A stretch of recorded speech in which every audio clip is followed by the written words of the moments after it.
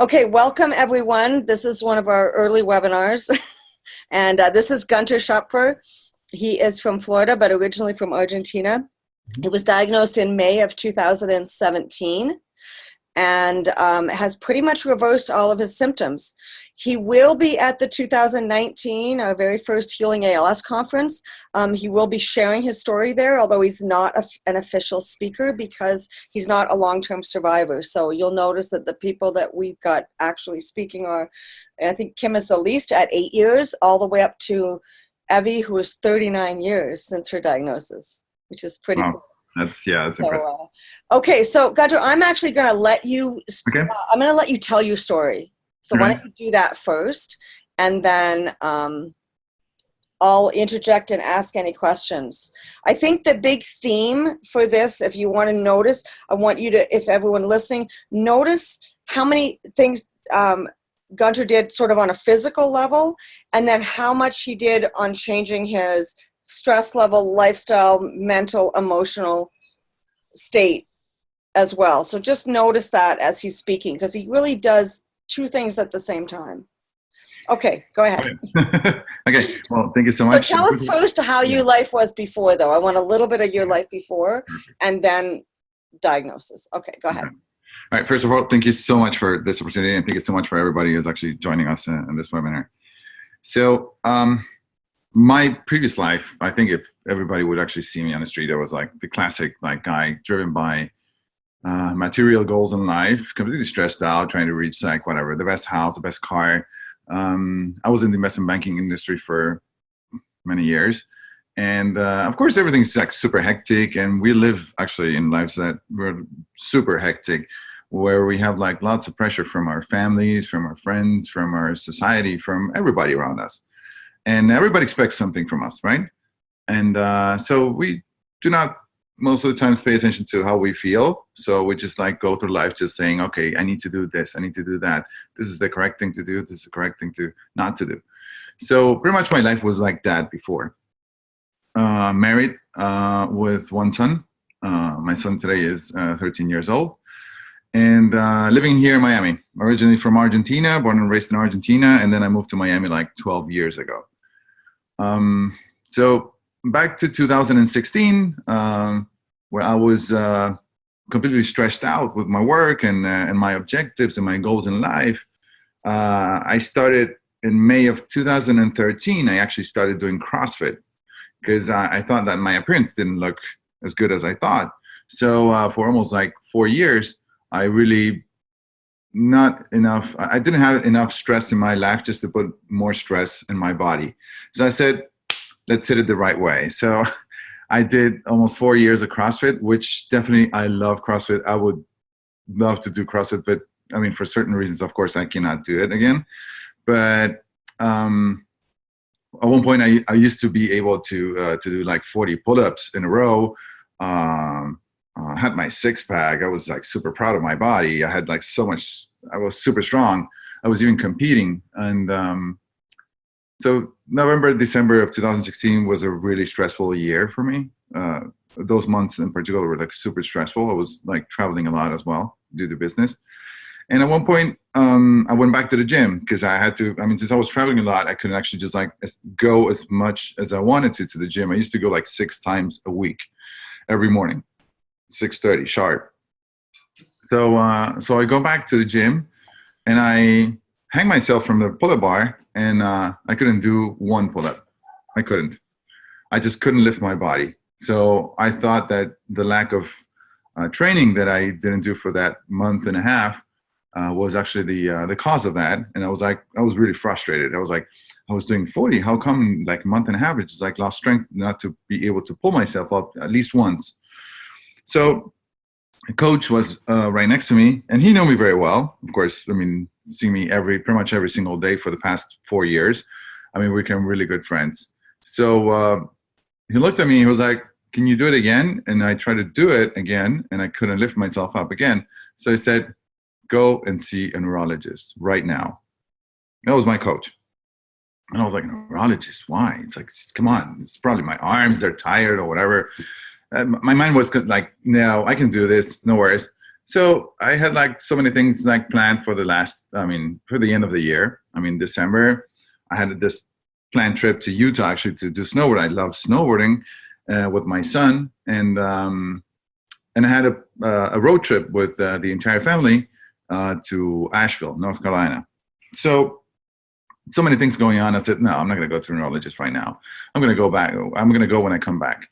So the trip to Utah was really good. I was able to snowboard, not too much of a difficult on the balance side, but I for some reason I didn't feel the strength that I used to feel.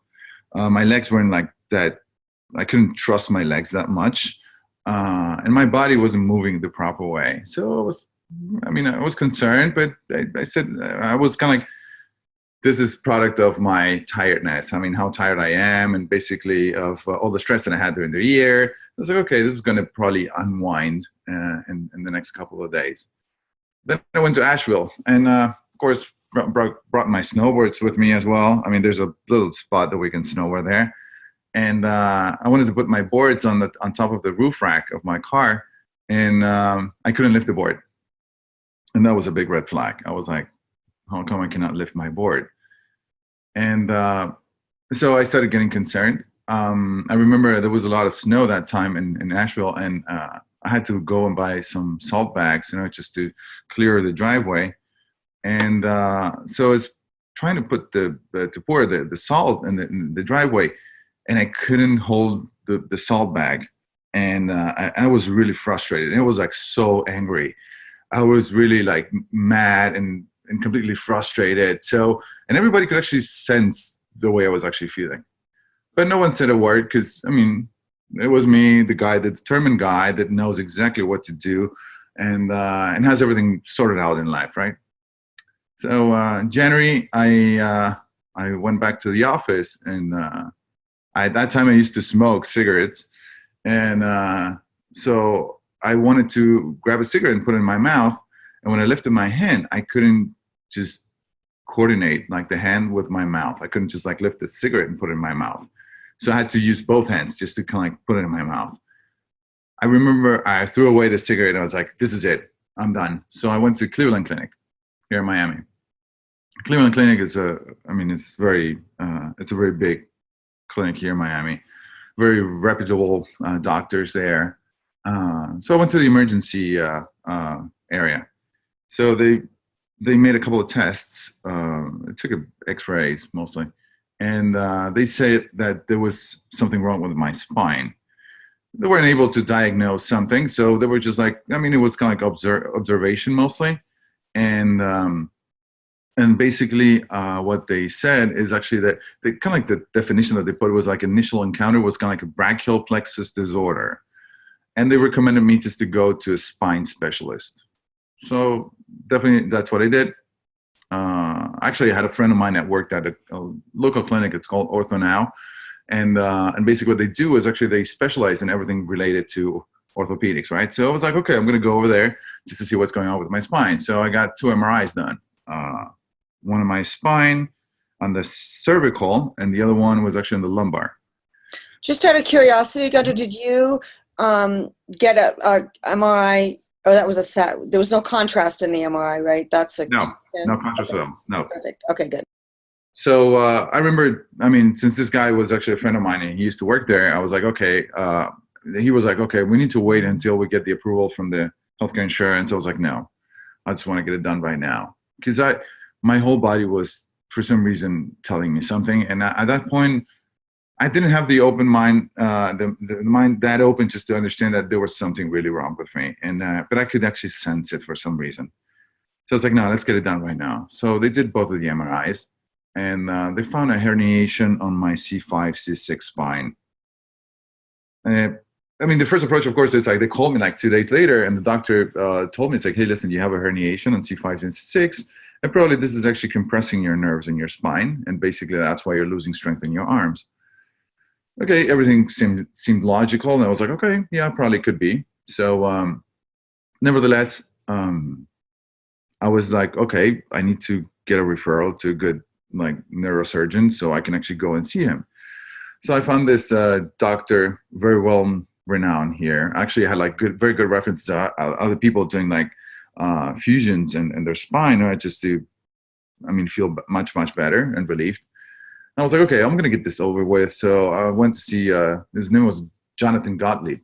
So I went to see this doctor, very young doctor, really knowledgeable, and so he saw my C5 C6 herniation, and he was kind of like, okay. I remember the first time that I went over there, the observation, the consultation was kind of like, he made me walk so much because he wanted to see where the imbalance was, because he couldn't see why I was so uncoordinated with my moves. Kind of like my legs were going like one way, my hips were kind of like moving differently, and my right arm was just kind of like, hanging on the side.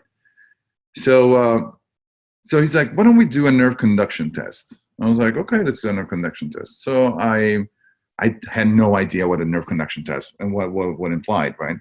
So apparently there was this really well-known doctor in nerve conduction test here in Miami, and I went to see her. And again, I was just like, okay, it's going to take you probably like, I don't know, 2 to 3 months just to get your approval from your healthcare insurance, whatever. I was like, no, let's do it right now. And I don't know if it was my face that was so freaked out, and I was like so concerned that everybody was kind of like very friendly with me in the sense like, you know what, let's do it right now. And I remember the guy who actually did it was a Cuban guy, really nice guy. And when he was doing it, he started explaining how the procedure works. I was like, okay, we're going to insert a needle in one of your muscles, and we're going to measure the speed in which your nerve conducts through that muscle, just to see how much of a communication do we have, and if there's any issues with it. So you're going to be hearing like different noises, right? Like the white noise type of noise. And if there's like just a lot of noises in between, it means that there could be a problem with your nerves. I was like, okay. So I was laying there, and the first thing that I noticed is actually when he saw me laying on the bed, he looked at me. He was like, "There's something wrong with your shoulder." It's like, did you realize that, right? I'm like, no. I was like, okay, well, let's do a nerve conduction test. He didn't say that much. So he did the whole nerve conduction test, and for some reason I saw his face. I was like, is there anything wrong? And he was like, well, it doesn't look quite good. But I would rather just let the doctor just, tell her diagnose, actually. I was like, okay. So meanwhile, at one point, I think he was like so impressed how my body was actually, laying there on the bed, that he was constantly staring at me. I was like, what's going on? And he was like, I'm sorry, but you have a huge atrophy. Your arm is just like, look at this. And so he started just showing me like the muscle in my hand, mostly the one here in between my thumb and the rest of the fingers. And for some reason, I could actually just like lift my hand like this and see through here. I didn't have any muscle at all on my finger, on my right thumb. My forearm was, we have many muscles in our forearm, but basically like, well, the ones on the side were just like simply gone. It was just like bone. And then like my arm was kind of like, I had like an oversized kind of like tricep compared to my bicep. And basically my shoulder was kind of like the whole delta area was gone. It was just gone. So he was like, that face, I remember his face. It was like super like, I didn't like it at all. So I was like, okay. So I tried to kind of like put myself together, and I was like, okay, this is okay. There's nothing wrong here. It's just the nerves being compressed by the C5 and C6 herniation. So we're good. So I kind of, I was intrigued. I couldn't sleep at night. I was like really concerned with this whole thing going on. So I kind of grabbed my computer and started kind of like, whatever people don't tell you not to do, just like don't Google things. Well, I started doing it. I think we all do, right? So I remember looking at pretty much like all the interpretations of the MRIs. And for some reason, I found out that my herniation had like I think it was like a 1.5 millimeter herniation. And for some reason, where the spine actually just goes, there's no obstruction. So basically, that wasn't actually the real cause. So for me, it was kind of like, okay, apparently, this herniation apparently doesn't seem to be like the main issue here. So I was kind of like happy that I found out that it was like, this was of course by myself, not because of the doctor said so, but I was just kind of happy with myself because I was like, okay, you know what? This herniation is actually not the end of the world. So I can definitely just like continue to CrossFit and continue with my life and just like forget this whole thing. So I went to see again the neurosurgeon, and he was like, we're going to give you a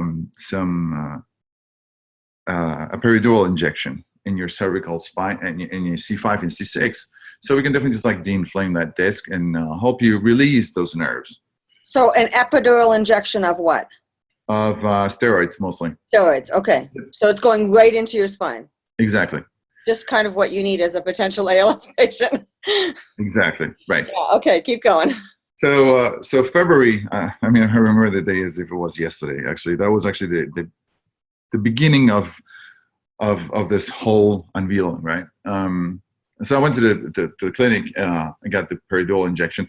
The whole process takes approximately, I think, 8 minutes. So you're just like laying face down on a bed, and they have like this machine that definitely just can see how deep they're going with the needle in your spine, because it's kind of scary thing. But definitely, I was like, okay, you know what? Let's get this over with, and that's it. That was kind of like almost my conviction, just doing things. It just go get this over with, and that's it. So I actually went by myself. So I was laying face down. There was a nurse and the doctor in there. And so they started the procedure. So they apply apparently a little bit of anesthesia. I think it's lidocaine or something like that in the area. And then they just like to go with the needle, right? So procedure, 8 minutes later, I'm just like laying there. The doctor says like, well, everything went fantastic. So you can just like, put your shirt on and everything's going to be fine. So when I just lift myself up and was actually going to grab my shirt, everything starts to get blurry. Everything. And I remember looking at the nurse. The doctor wasn't even at the office at that time. He left the place where we actually did the procedure. And so I looked at the nurse and I was like, there's something really, really messed up here. Those were my last words. Okay. So next thing I know, it's like when I woke up out of this whole thing, I had the doctor on top of me, kind of like resuscitating me, and 5 more nurses around him, just like, and everybody was kind of like freaking out. So, this is kind of like what they could actually see. What happened to me was something completely different. I was just like laying there, and I remember those last words, and all of a sudden just like gone, and I woke up like in a different place, completely different place. I was just like, I didn't have any idea of how I was feeling, whatever. It was just like there, just standing and just watching a couple of old men sitting on the table and kind of like reminded me to sit there. And I remember I just kind of like moving myself towards that table and someone kind of like pulling me back and just kind of telling me, Gunther, whatever. And then I woke up and I have the doctor on top of me. So it was a near-death experience. I think so. I want to think so, or I don't know. So the 2 old men, you didn't talk to them? You just went back to the table before you had a chance to talk to them? Yeah. Okay. So it was like almost there. Yeah. So apparently I was out for a minute and something. The doctor was more nervous than I was. He was freaking out.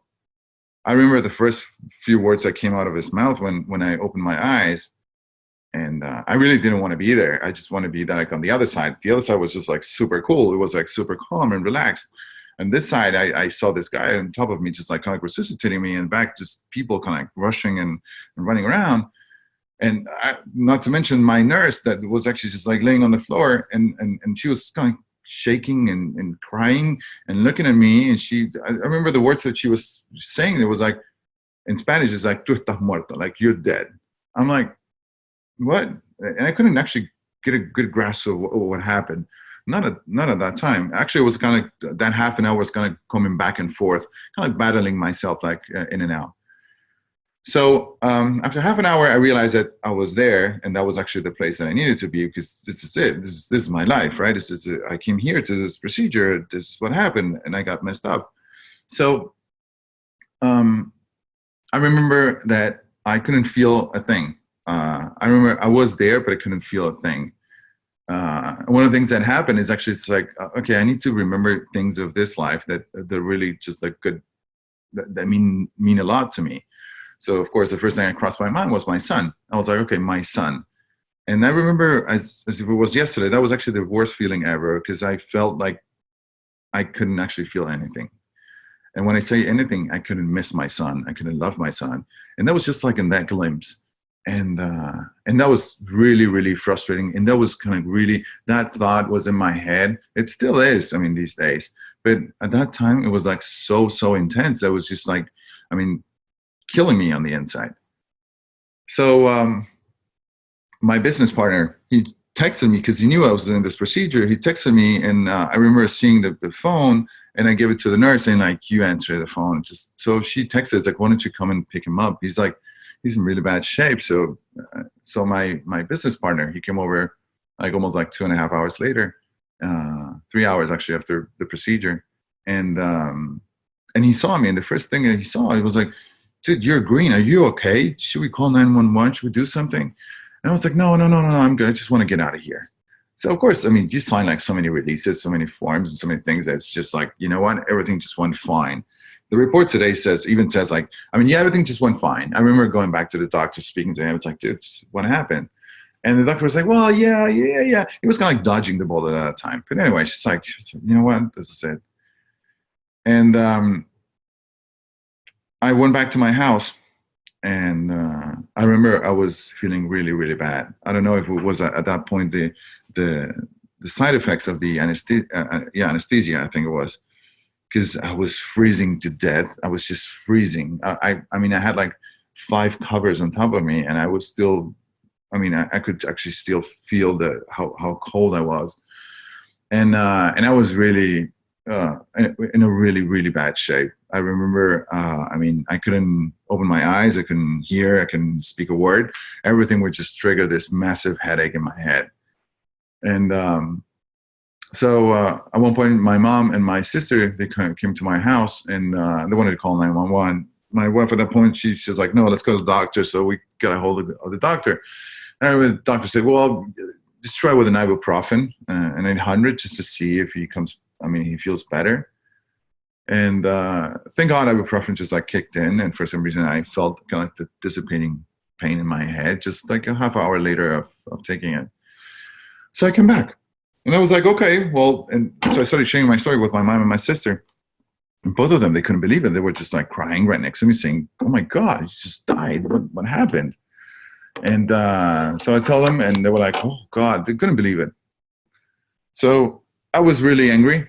I was really, I had so much hate and anger inside of me because of what they did, right? And just to see the glimpse of losing your life like that, just in a place that, it was the first time that I've actually been there, to that place in South Miami.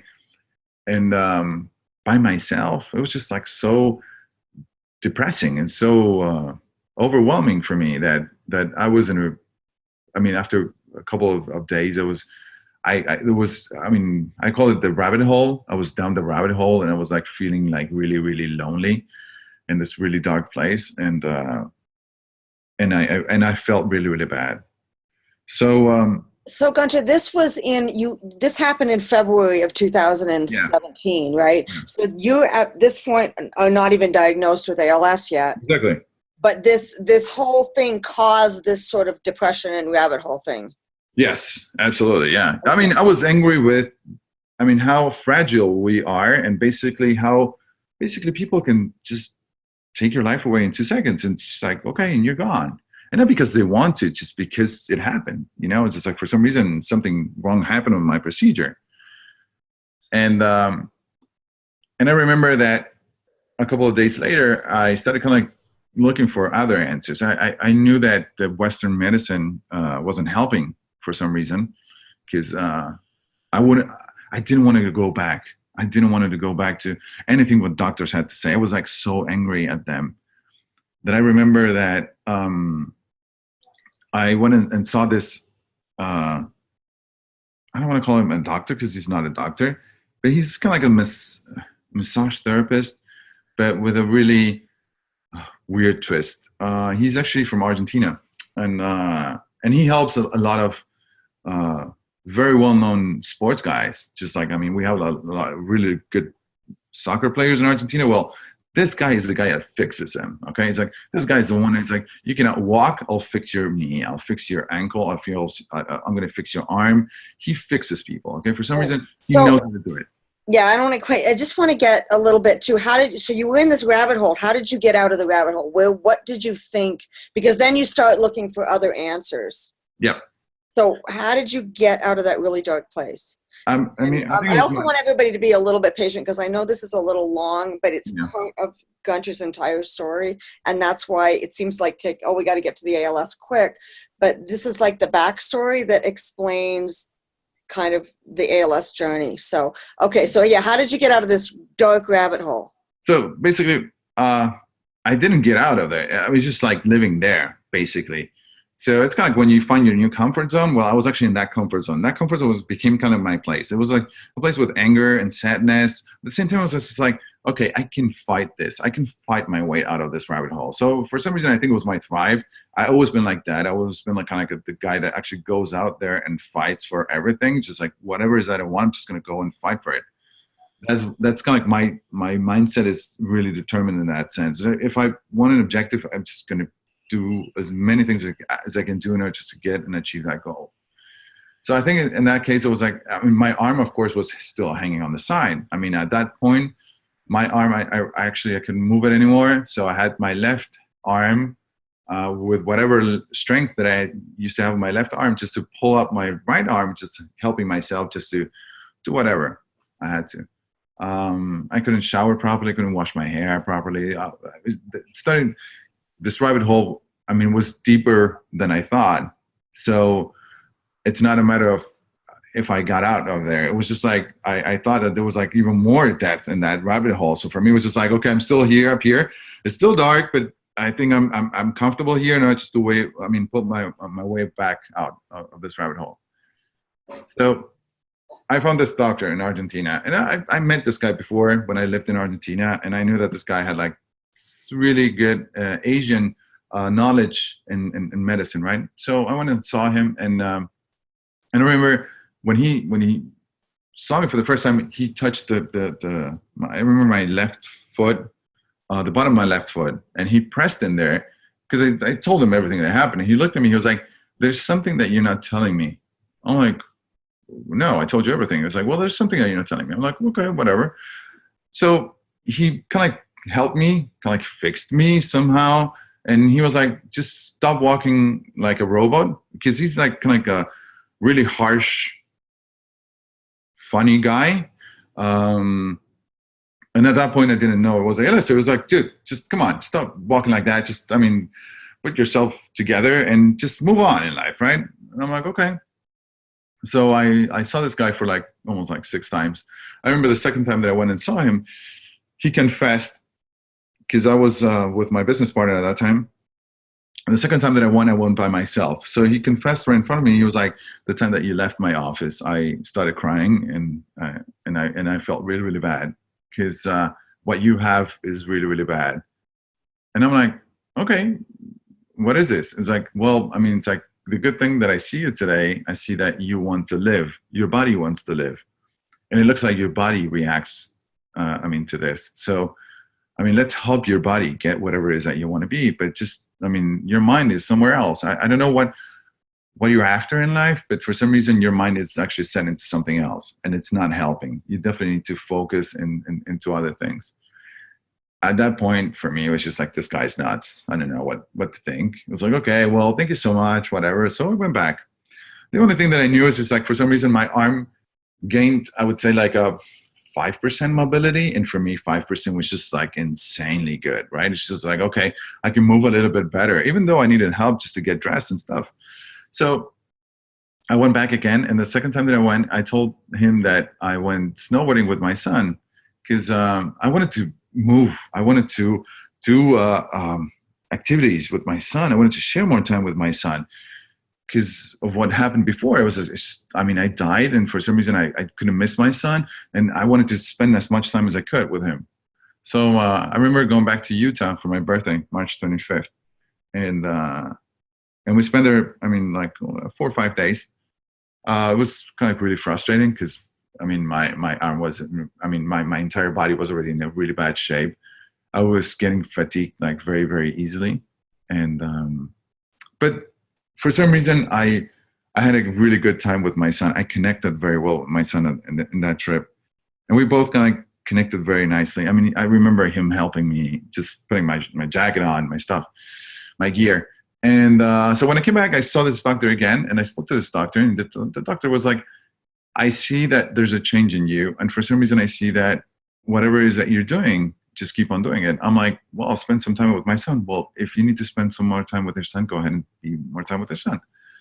Well, okay. So for some reason, it's like I mean, this whole thing of actually just going to Argentina to get to see this doctor was really taking a big toll on me. It's just like financially. So it's like, I need to find another solution. So I came across another doctor, a massage therapist here in Miami. His name is John Schreiber. John Schreiber, the difference that he has with all the massage therapists here in Miami is like he's blind. So he's blind, and his sensitivity in his hands is just out of this world. And I remember when he actually just started doing the massage on my back for the first time, he started asking me like a lot of different questions. Like, so what is the diagnosis? What are you telling you? What? He was kind of like really, at one point, it was kind of like annoying for me. It was just like, why is this guy asking me so many questions, right? It's like, but he was sensing something. And for some reason, he wanted to know. So I was like, I don't know. Well, this happened, this, that. And he was like, why don't you go to a neurologist? I'm like, okay. Again, another neurosurgeon, another neurologist. Yeah, go to a neurologist. I mean, I know this guy, and this is a really good guy. I'm like, okay. So I give it a second try. After a couple of months passed, I was like, okay.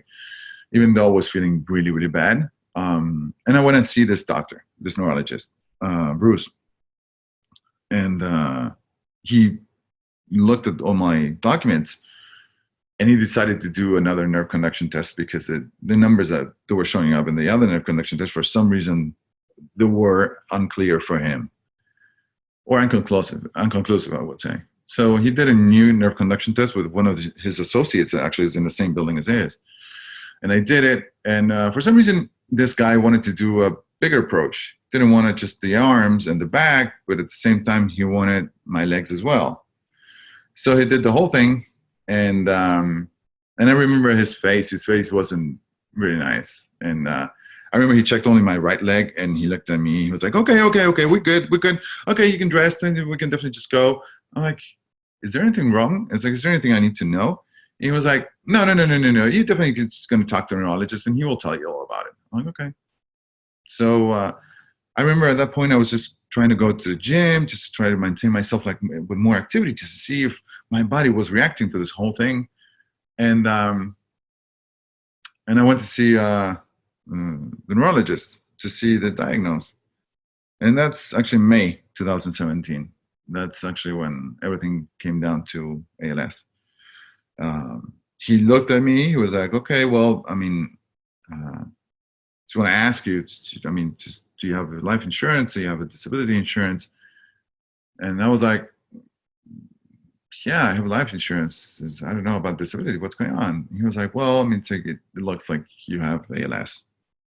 And in your case, it's really, really bad. You have 2 to 3 years of life. And you should definitely just, go to see another neurologist I can actually just recommend. It's in University of Miami, and he can definitely just help you out just for you to extend a little bit more the quality of life that you're going to have for the next 2 to 3 years. I just couldn't get it through my head. And for me, it was just like nonsense. Whatever he was telling me, it's just like, no. I was just, God, I was just dead like 3 months ago. And now, not enough with this whole thing that now I'm just diagnosed with a terminal disease and I'm going to die in 2 to 3 years. It was so overwhelming. I remember sitting in my car in the parking lot for almost 3 hours. I was just trying to get my head around this whole thing and try to see how am I going to deal with my son? How am I going to help my son just to go through this whole thing? And of course, everything connects in life, right? It's just, I'm a true believer that everything has a reason. And for some reason, I understood that, I've lost my dad when I was 15 years old, and my dad died when he was 46. And then again, I'm here sitting in the parking lot. I'm 41 years old, 2 to 3 years of life. I'm going to die probably by 43, but 44. And my son is going to be almost 14, 15. I'm like, this is the same thing that's going to happen to my son, the same thing that happened to me. It's like, why? And that's when everything kind of started really growing in me. I mean, my anger, my sadness, my depression, this big, just dark, I mean, ghost just taking over, and really wanted just to get everything out of my body. I remember it was just, it was really, really bad. So, I came back. I couldn't tell my family right away. I couldn't. I was just pretending that everything was fine. I couldn't share with anybody.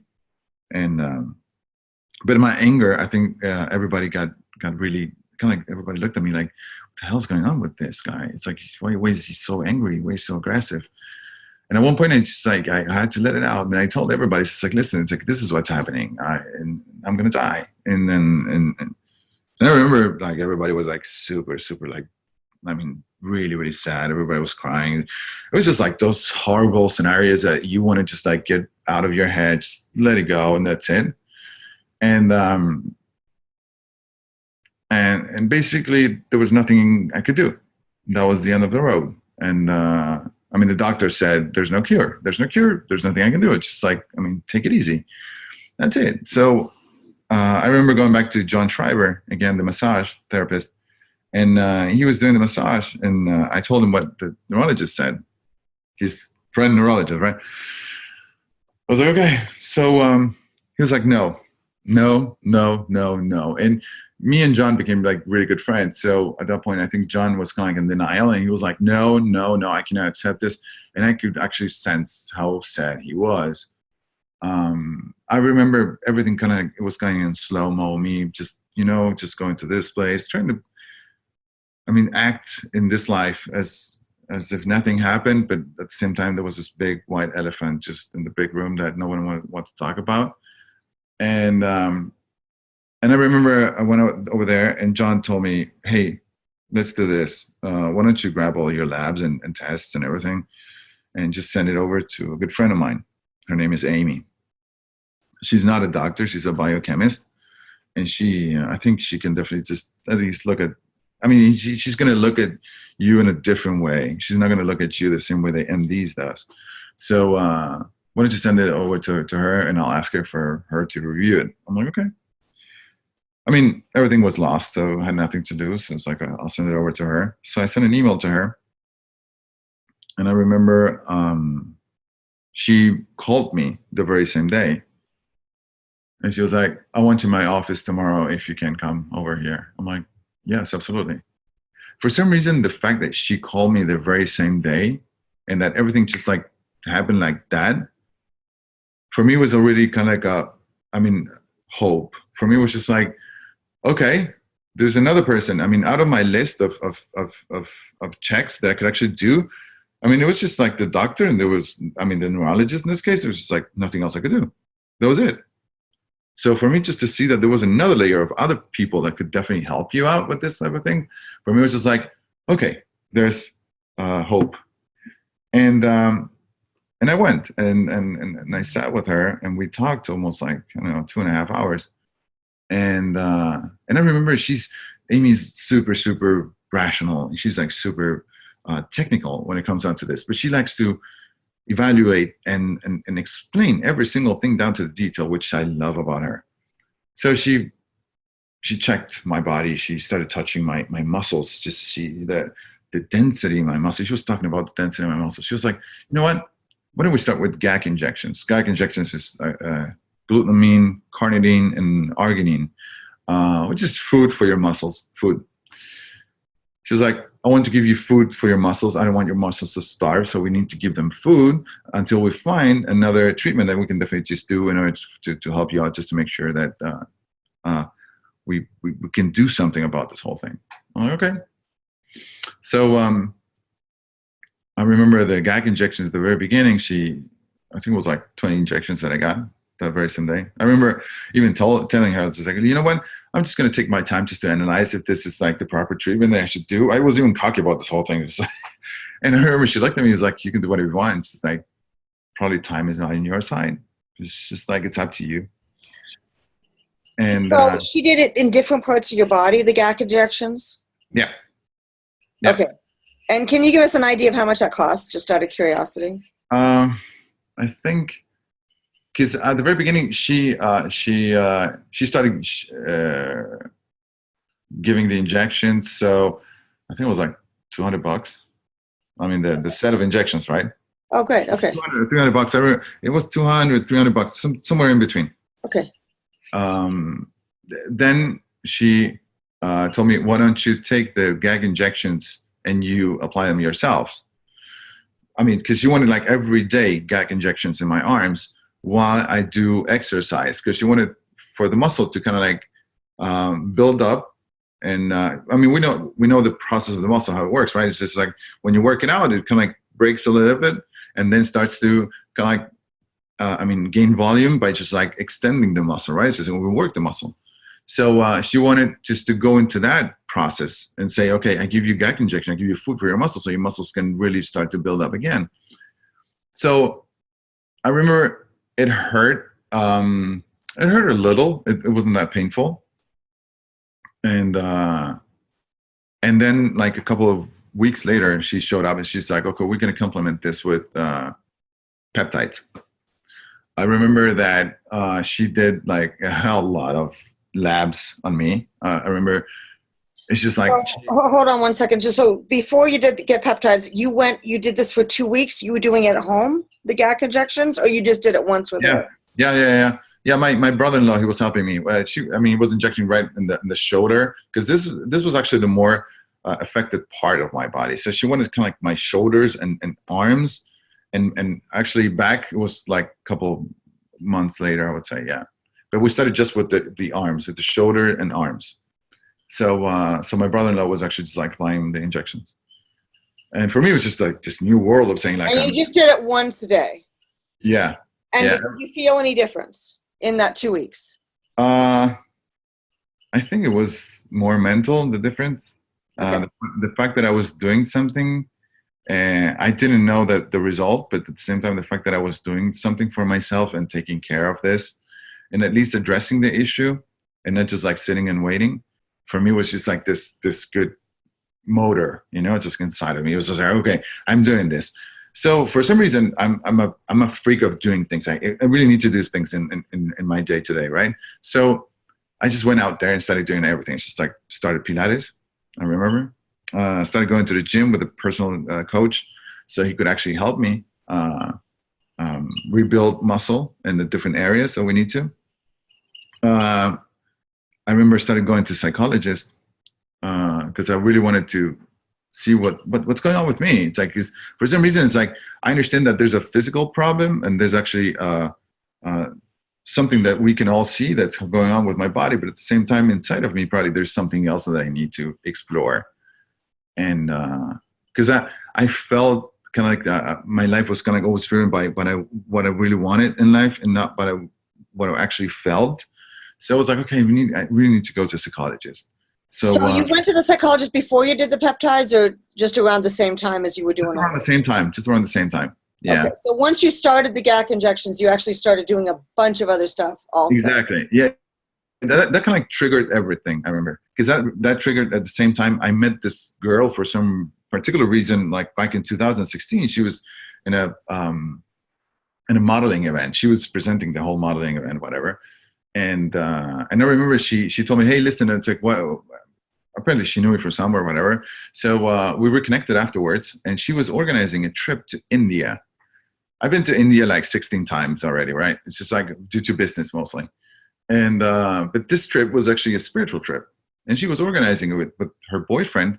He's a shaman, and I was like, okay. I mean, I'm really interested in knowing a little bit more about this whole thing. So for some reason, I don't know, I started getting intrigued with other stuff that I wouldn't actually look at it like before. I mean, spiritual wise, I was just like dead, I would say. Just like, I mean, my spirit didn't exist. It was just like, it's concrete. Whatever happens in this life is what we can touch and feel and smell, and that's it. And there's nothing else. And so I remember I did a meditation session with her. She's a Reiki teacher. So for some reason, she did this healing meditation, and it was really nice, and it felt really, really calm and nice, and I felt like really, I don't know, a place that you feel in connection with yourself, and at the same time um, calm and relaxed. It was really, really nice. I mean, I couldn't explain anything what was happening, but for some reason I felt really, really good. So, and besides, I got like a connection with this girl, so I was like, okay, well, we can definitely just like talk and communicate. It was really hard for me at that time to communicate with other people. It was just like so hard. I was so into my problem that I couldn't actually just like communicate about anything else. So I really needed like that scapegoat, and it's just like talk to someone completely out of my friends and family circle. It's just like someone on the outside, right? And that's why I actually just like got the idea saying, why don't I get a psychologist? Because psychologist, I mean, I'm not afraid of hurting him. I'm not afraid of telling him that I'm gonna die. I mean, if I speak to my mom and my sister, probably they're gonna just start crying. My ex-wife, because then I got separated, but my ex-wife, she couldn't process this whole thing. Unfortunately, she couldn't get out of her own world just to understand what was going on with me, and she was angry as well. So for some reason, she, instead of just like coming out of that place and being right next to me, she decided just to be in her own place. And for me, that was really, really hard. I remember when I saw the movie Heal, one of the things that they tell you is like, when you get diagnosed with a terminal disease, one of the most important things is actually how much love you receive, right? And how much love you get from the people that's sitting around you. Because, I mean, toxic environments is just like the worst thing ever. And in my case, unfortunately, I didn't get the love that I wanted, but for some reason, I had this internal drive for me just to go and fight whatever it is that I wanted in life. And I realized that I really wanted to live. I really wanted to. And for me, the idea of just like thinking that I was giving 1,000 days and every single day I had to live it and enjoy it. And for me, it was really hard, but at the same time, I was like, oh, I'm going to do this. So peptides. Sorry if I get like just dragged away, but anyway, just so going back to peptides, physical. For me, I like to kind of like put all the different layers, because I think that we all have different layers, right? And so I like to attack the first one, the one I could actually get my hands on was actually the physical. Right, but I like the fact that this is all going on at the same time. Exactly. And I think that's the thing. So even though you were, you had the physical stuff going, and the physical stuff was actually the impetus for you looking at all these other things too, like the India and the psychologist, and like looking at, realizing that you're not getting the love that you need and all that stuff. It's like, okay, so continue with the peptides. Sounds good. So of course, within this discovery of layers in my body, the physical things that I was doing, the concrete things that I was doing, that could actually get a grasp of this problem and it's just like treat it, was with Amy, of course, just doing the peptides, right? So peptides, I mean, brief description, it's like peptides is just like the minimum expression of the protein, right? And what it does is actually just like stimulates your hormones in your body, just to, in my case, was just to stimulate the hormone of muscle growth. It's not injecting yourself with hormones, but at the same time, it's injecting something that's going to trigger your hormone just to say, we need to grow more muscle. So I remember at that time, Sermorelin, that was the name of the peptide, Sermorelin. That was actually the initial one. And for some reason, what I felt with this peptide is actually this peptide, what it does, it stimulates the growth of everything, even tissue, right, in your body. So 10 days later of me taking this peptide, I already could see my skin like really, really glowing. I could see my nails growing like super fast. I could see my hair growing like super fast, even though it had nothing to do with ALS. But for some reason, it's like the way that I was actually looking, I was like, oh God, this is really helping everything. It's not like my body itself, at the same time, everything. It's like in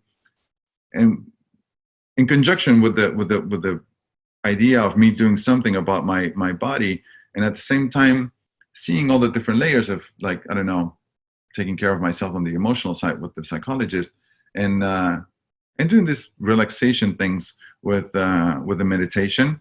For me, it was kind of like, okay, I'm taking care of this.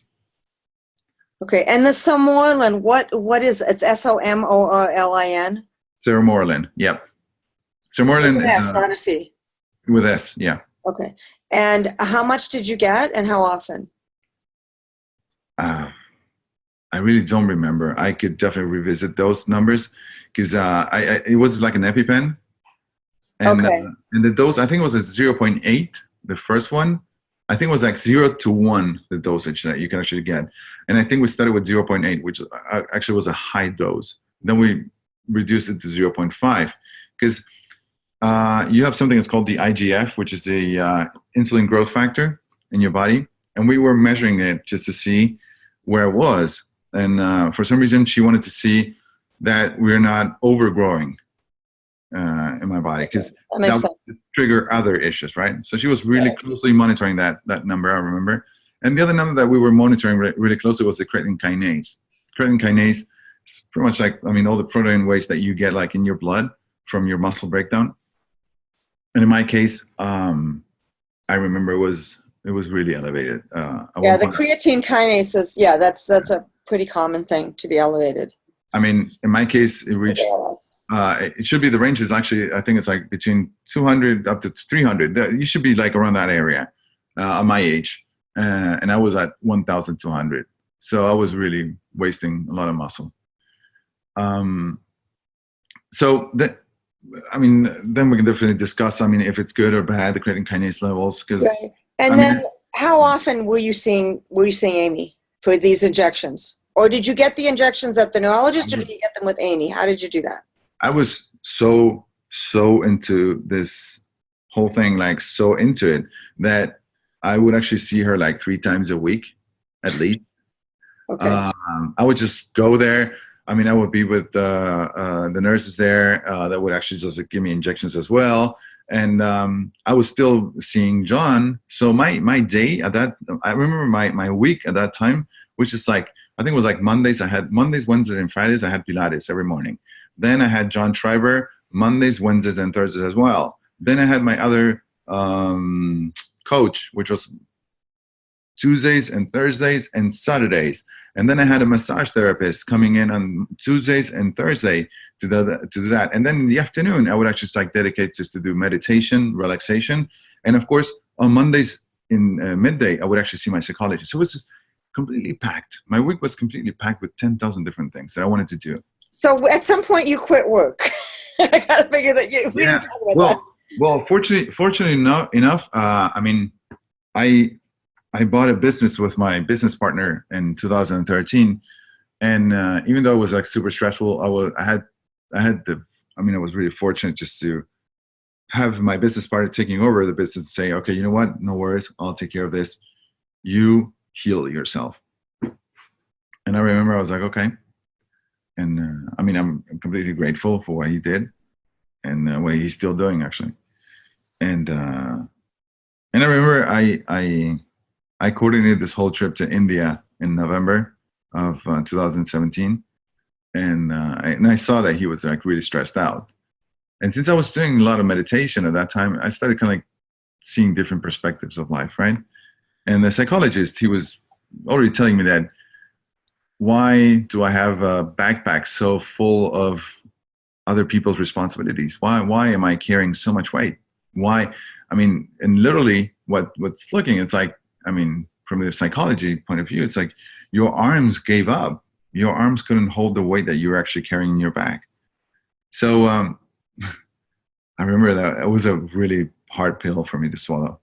I mean, just someone telling you that your backpack is full of responsibility that shouldn't be there, and that I wanted to fix the world. I wanted to fix everybody. I wanted just to rescue everybody. I wanted to help everybody, and I wasn't helping myself. So I think that at the point that I started kind of like dedicating some time to myself and healing myself, I think that's when everything started to kind of like, I'm not going to say change, but definitely everything started to look different. No. So I remember November already of 2017, we did this trip to India with my business partner, and And I remember that when we got there, it was, I mean, the place in India was just in the middle of the jungle. It's this little town called Malakote in southern India, in Melkote. I'm sorry, Melkote. And I remember it was just this little tiny house, just like 2 bunk beds, and that was it. And it was very, very humble, and at the same time was really rewarding in every single sense of the word. Because I mean, having a terminal disease and being there, just knowing that you can, I mean, you start to realize that you can change a lot of things of yourself, right? And for me, I remember I did a meditation called Karma Beat Breath, and that was actually very revealing for me. I mean, this meditation is based out of a Russian doctor that he started treating schizophrenia patients with LSD. And for some reason, the government decided to shut him down because it's definitely not the proper way just to help patients with LSD. So they shut him down and said, no, we're not going to accept this whole thing. So this Russian doctor said, okay, we're going to try to find another way just to help this patients. And he found out that by over-oxygenating your body, you can definitely just like go really deep inside of you. And so he created this meditation in which you get into this inner self, like really deep, like, and you connect with yourself by doing an over-oxygenation of your body. So at one point, your body, I mean, we breathe every single day because your body tells you, okay, there's no enough oxygen. You need to get more oxygen in your body. So at one point, it's like you stop breathing and you just like go really in depth. Usually what they do, the shaman or whoever is guiding that meditation is going to tell you it's not going to go over 5 minutes of you without breathing, because I mean, you can definitely have other major issues in your brain. And I was scared as hell, to be very honest with you. It's just like, it's not that I was like, okay, yeah, this is a walk in the park, I can do this, whatever. It's just, no, I was scared as hell. And I remember I did it, and I remember I cried for almost 2.5 hours.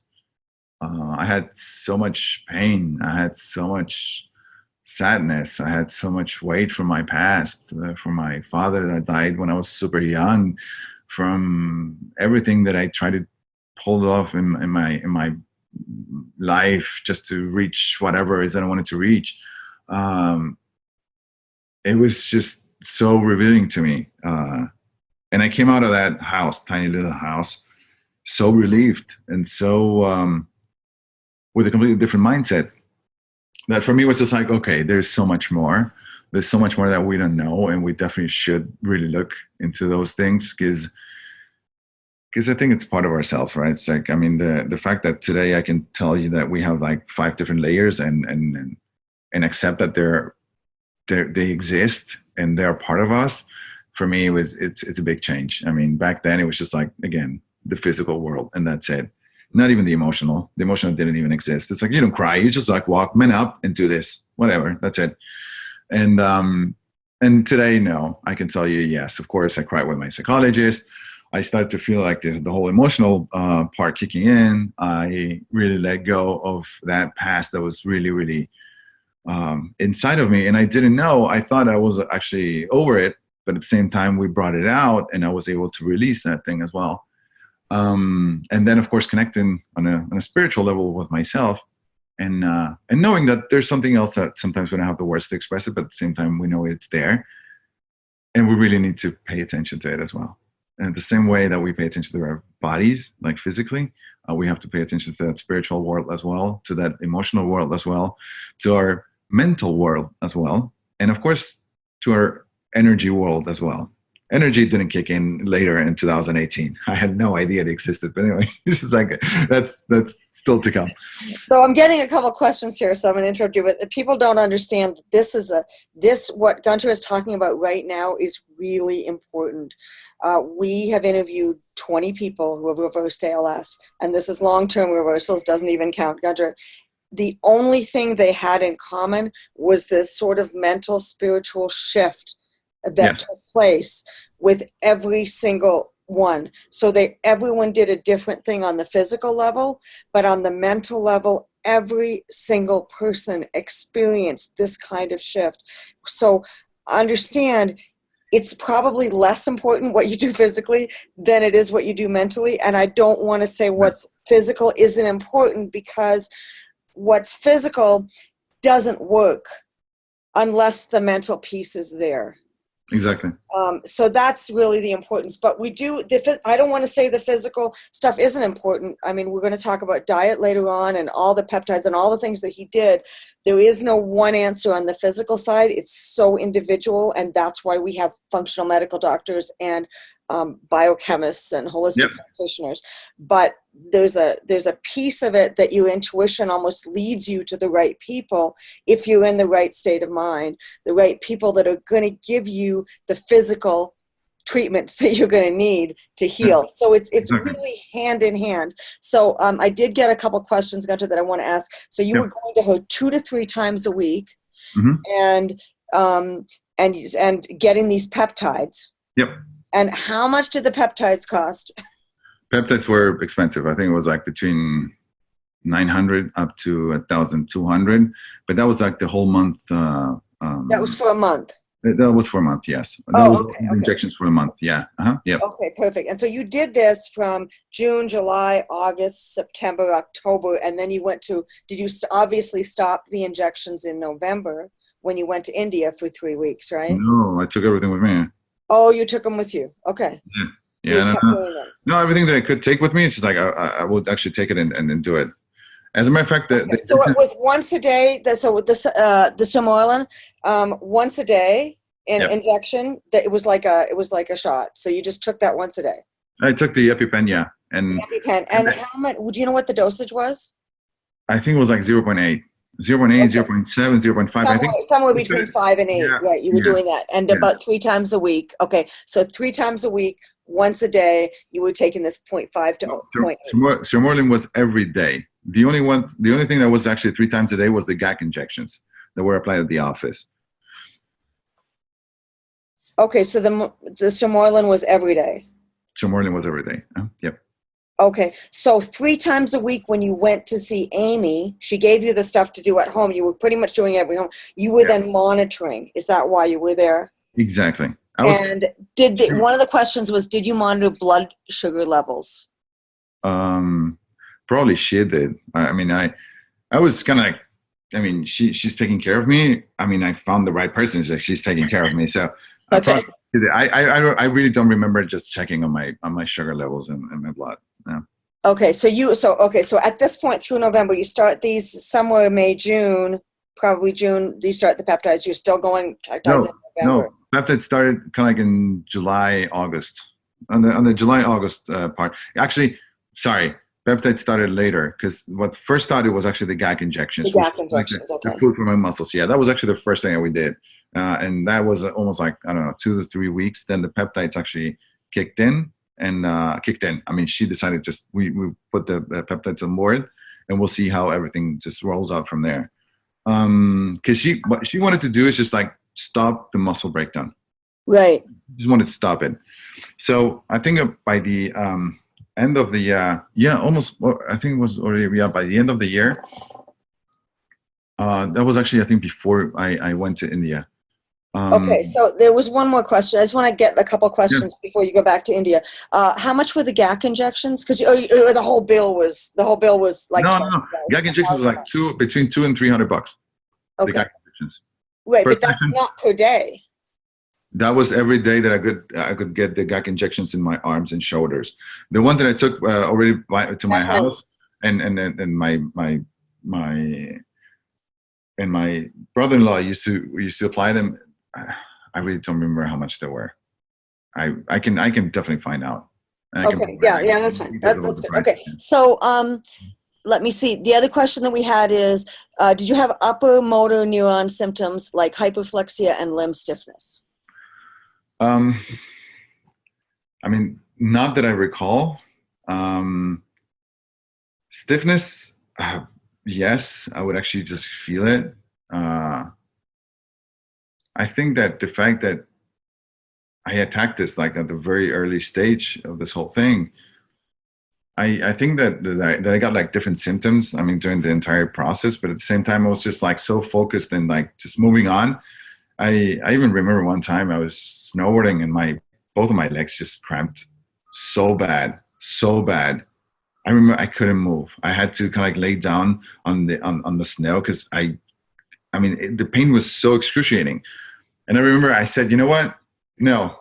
And I lift myself up and started snowboarding with that pain. I remember just doing it and almost like for 10 minutes, I mean, it was one of the worst things I ever did. But then it went away. And I was so relieved. And it was like, and for some reason, it was kind of like a war that I won against the cramps in my legs. I mean, I still have them tonight. every night when I sleep, it's like sometimes I wake up and I have like a massive cramp on my legs. But anyway, so going back to where we were, that was actually in 2017, India. India was kind of like the first kind of like opening for me in the sense of spirituality, really deep one. I started connecting the dots as well. I mean, I used to travel a lot to India. One of the times I was actually in India, I was standing and waiting for the driver just to come pick me up at the lobby of a hotel. And then the guy picks me up and tells me, hey, do you know what the guy is actually just standing right next to you? I was like, oh, the monk that was actually standing right next to me? Yeah, he's the Dalai Lama. I'm like, what? I didn't even know who Dalai Lama was. That was my level of spirituality back then, okay? So just to give you an idea of how I was back then. So then I started realizing that this disease, how they call it in the spiritual world, and it's not just like Harry Potter stuff, okay? It's just like, I mean, everybody tends to say the same things. It's like, it's a disease that requires for you to change. If you don't change, the entire disease is going to move the way it's supposed to, right? And we all know the end of this disease. But if you change, you definitely have a good possibility of overcoming this disease. And by change, I mean everything needs to change. I mean, evidently there's something wrong that you've been doing and you don't realize what it is. Either it's on the emotional side, either it's on the spiritual side, or even it's on the physical side. But just definitely it's like there's something that's not clicking. Mostly it's actually on the emotional side. Most of us, I mean, in my case, it was just like so many things kept inside, so many things that I pretended to not to be there, just to move on in my life, pretending that everything was fine and it wasn't, and not really assuming what was really going on with me. And I think that my body said, hey, listen, this is not what we expect from you, and this is what's going to happen if you don't change. So at that point, going back to the physical with Amy in the treatment started to show different parts of improvement, I would say. We started seeing more muscle in my arms.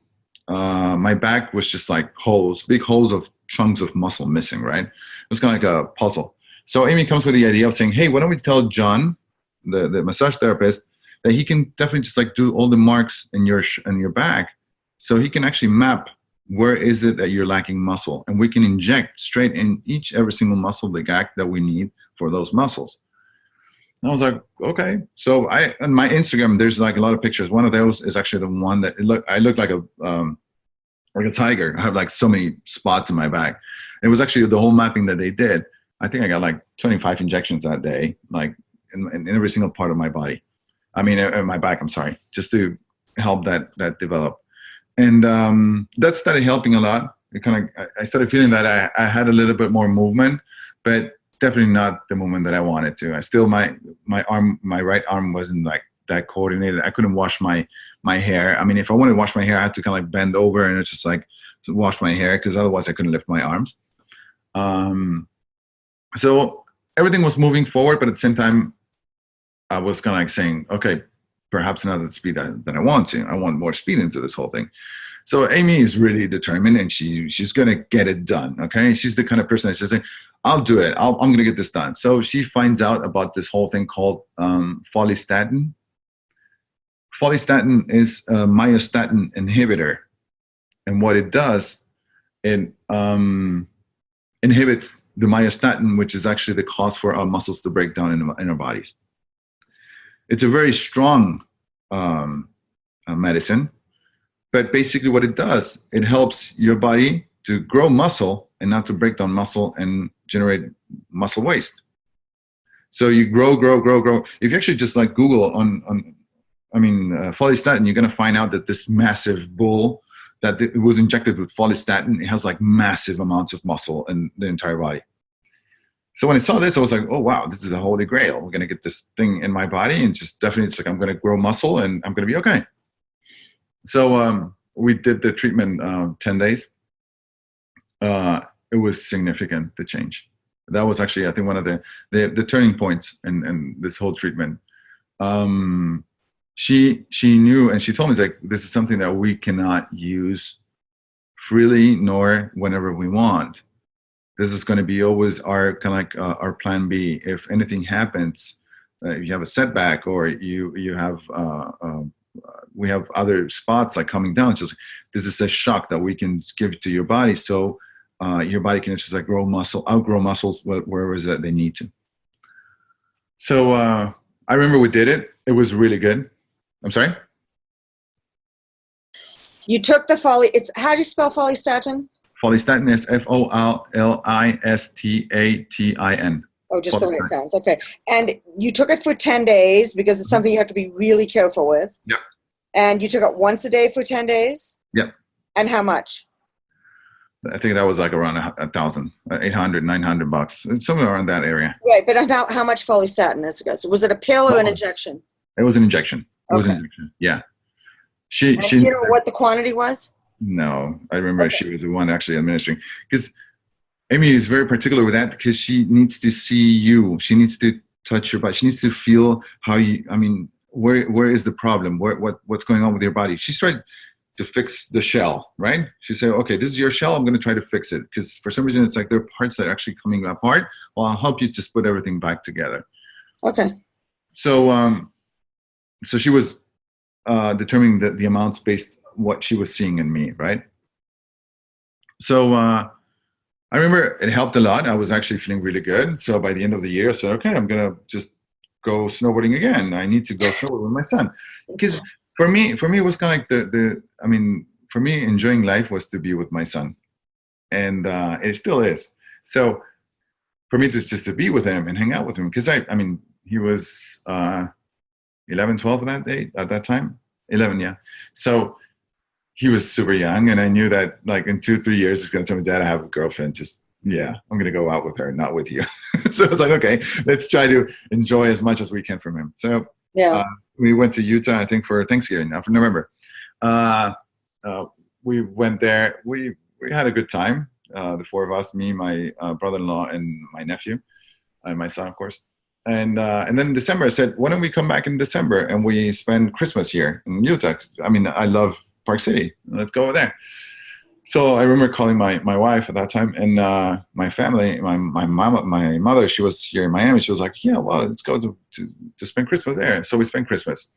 That Christmas was like really interesting. I was feeling better. I was feeling much, much better. I was really enthusiastic. I was like really happy. I was starting to think that we could definitely have a go with this thing. It's like, I started to believe, right, that we can definitely just like beat this whole thing. I was really doing more meditations every single time. I was really filled with this immense feeling of joy of what I brought from India. I was really humble and grateful for everything that was happening in my life. So I was like, okay, I wouldn't go to the part I was even grateful for ALS, because I wasn't at that point. I had my reserve part there for being angry. But definitely just like, I was like, okay, I have the entire family. And for some reason, the whole thing didn't work well, because my ex, she couldn't see what was going on with me. And my emotional part was starting to take. So you were still married at this time. You call her your ex because she's now your ex, but currently she was your wife. Yeah. Yep. Okay, good. Yeah. Just to get that really clear. Yeah. And I remember I came back, and we had planned holidays with her family in Argentina. She's from Argentina as well. So I went down to Argentina, and we didn't click in the entire trip.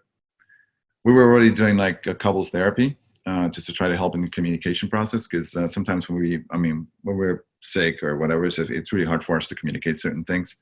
And we sometimes expect a lot of different things from the other partner, right? The other part just to do certain things and behave a certain way. And they're very proactive partners that actually they really want to just understand everything, they do research to try to help the other person. Well, in my case, it wasn't like that. But anyway, I was just like angry because I wasn't expecting what I wanted. And so when I came back, I remember I spoke to my psychologist a lot, and we went again to the couples therapy, and I came to a conclusion that it was better for me just to get separated and leave the house. I was still doing the treatment. I was still, I would say, like getting that critical muscle mass, which was Amy's objective, just to say you have the least amount of muscle that you need in your body, at least so we can build up from there. But emotionally, I was a mess. All that I believed, all of my beliefs and my determination in life, which was like, okay, I needed to be married. I had to have my son. I had to have my house. I had to have my car. I had to have a good living. I had to do this. I had to do that. It was just like everything was kind of like being thrown away. Me to make that decision of getting separated was, I think, one of the hardest decisions ever, because it was kind of like breaking with all the models that I had in my mind. For me, it was just like, no, I have to stay here. This is my responsibility. I'm the man of the house. I have to be here. Well, for me, making that decision was really, really hard. And I remember it hit me like really, really badly, emotional ways. And I remember I left the house, but at the same time, I moved actually in an apartment. And I tried to help her see other things that were going on. So she went to see my doctor. She went to see Amy, actually. And that's when she started kind of like realizing, and she started crying because she started realizing what was going on with me. And it was really hard for me. This entire process was like super, super hard. And for her as well. And nevertheless, we still decided that it was good for us to still stay separated because we were incompatible at that point in our lives. For some reason, I've had experiences that she didn't have. So basically for me, it was like a lot of information that I processed and I had in my mind that she didn't have. And I was expecting her to act in a certain way as if she had lived those experiences, and that wasn't going to happen. So sometimes it's just like, okay, certain things we need to just like accept, the other people the way they are, and that's it. And not to expect certain things, because otherwise we're going to be like super frustrated, right? And so, I thought at that point that I had certain things taken care of. Of course, when the separation kicked in, everything was kind of like, threw everything out of the window. So I was like, oh my God, this is a new reshuffling and playing again, a new game. And I remember I was still going like three times a week to see Amy. At that point, I think that we were, if not on the same protocol, I think she changed one of the peptides, but the Sermorelin, she changed it for a similar peptide. It had pretty much the same objective. But then she introduced a new peptide. This new peptide was called cerebrolysin. Cerebrolysin, I think, is the other milestone, I think, in this whole process. At the very beginning, it was just kind of like the whole process of realizing that there's something that you can do about your body, okay? The second stage was kind of like the follistatin. That was actually something that stopped my muscle breakdown. And the third milestone, the big milestone, was actually cerebrolysin, which has actually helped me reconnect my neurons, my brain, with my arms, legs, hands, fingers. And I remember when she came with this peptide, she told me, it's like, why don't you start with this? I'm like, okay. I remember starting with that peptide, and 10 days later, I could actually like started to feel like how my fingers started to really come back together in terms of kind of like strength and communication with my brain. It was just insane. And I think that triggered this enthusiasm in me and this happiness in me that was just like, okay, we really got this whole thing. Of course, I mean, and the way I think that you all been listening, I mean, how I've been behaving the past 3 years.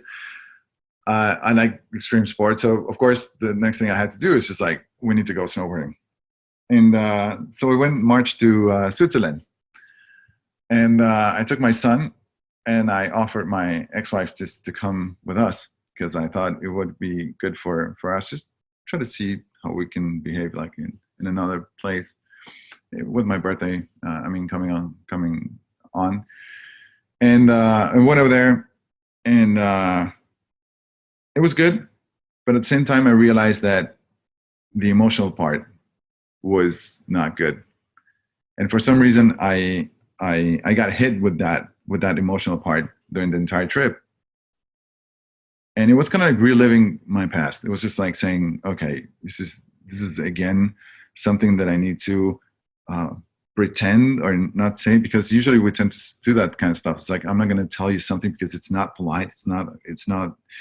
good to say it. It's not just to talk about this whole thing. And I was like, you know what? I'm doing the same exact thing again. And I'm trying to help her just by coming with us, just to try to be part of something that is actually not there anymore. And I think I was trying to simulate another scenario that didn't exist anymore. And that really took a big toll on me.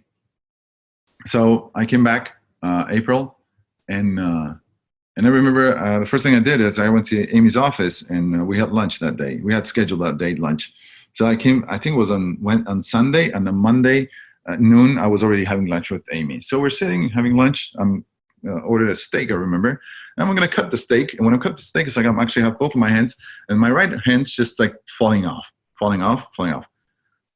Amy looks at me and she freaks out. She goes like, let's go back to my office. I can't see this. I think we didn't even finish the steak. It's just like left to the office, whatever. She was like, okay, we need to do something about this whole thing. So the way Amy thinks is just kind of like a computer. She starts like ingesting like a lot of information, data, and just like start processing everything. So she was like, okay, high altitude, oxygen deprivation, pressurization from the flight. She was like, you don't have oxygen in your cells. You need oxygen in your cells. I'm like, okay. For me, it was just like, okay, sure, Amy. It's like, yes.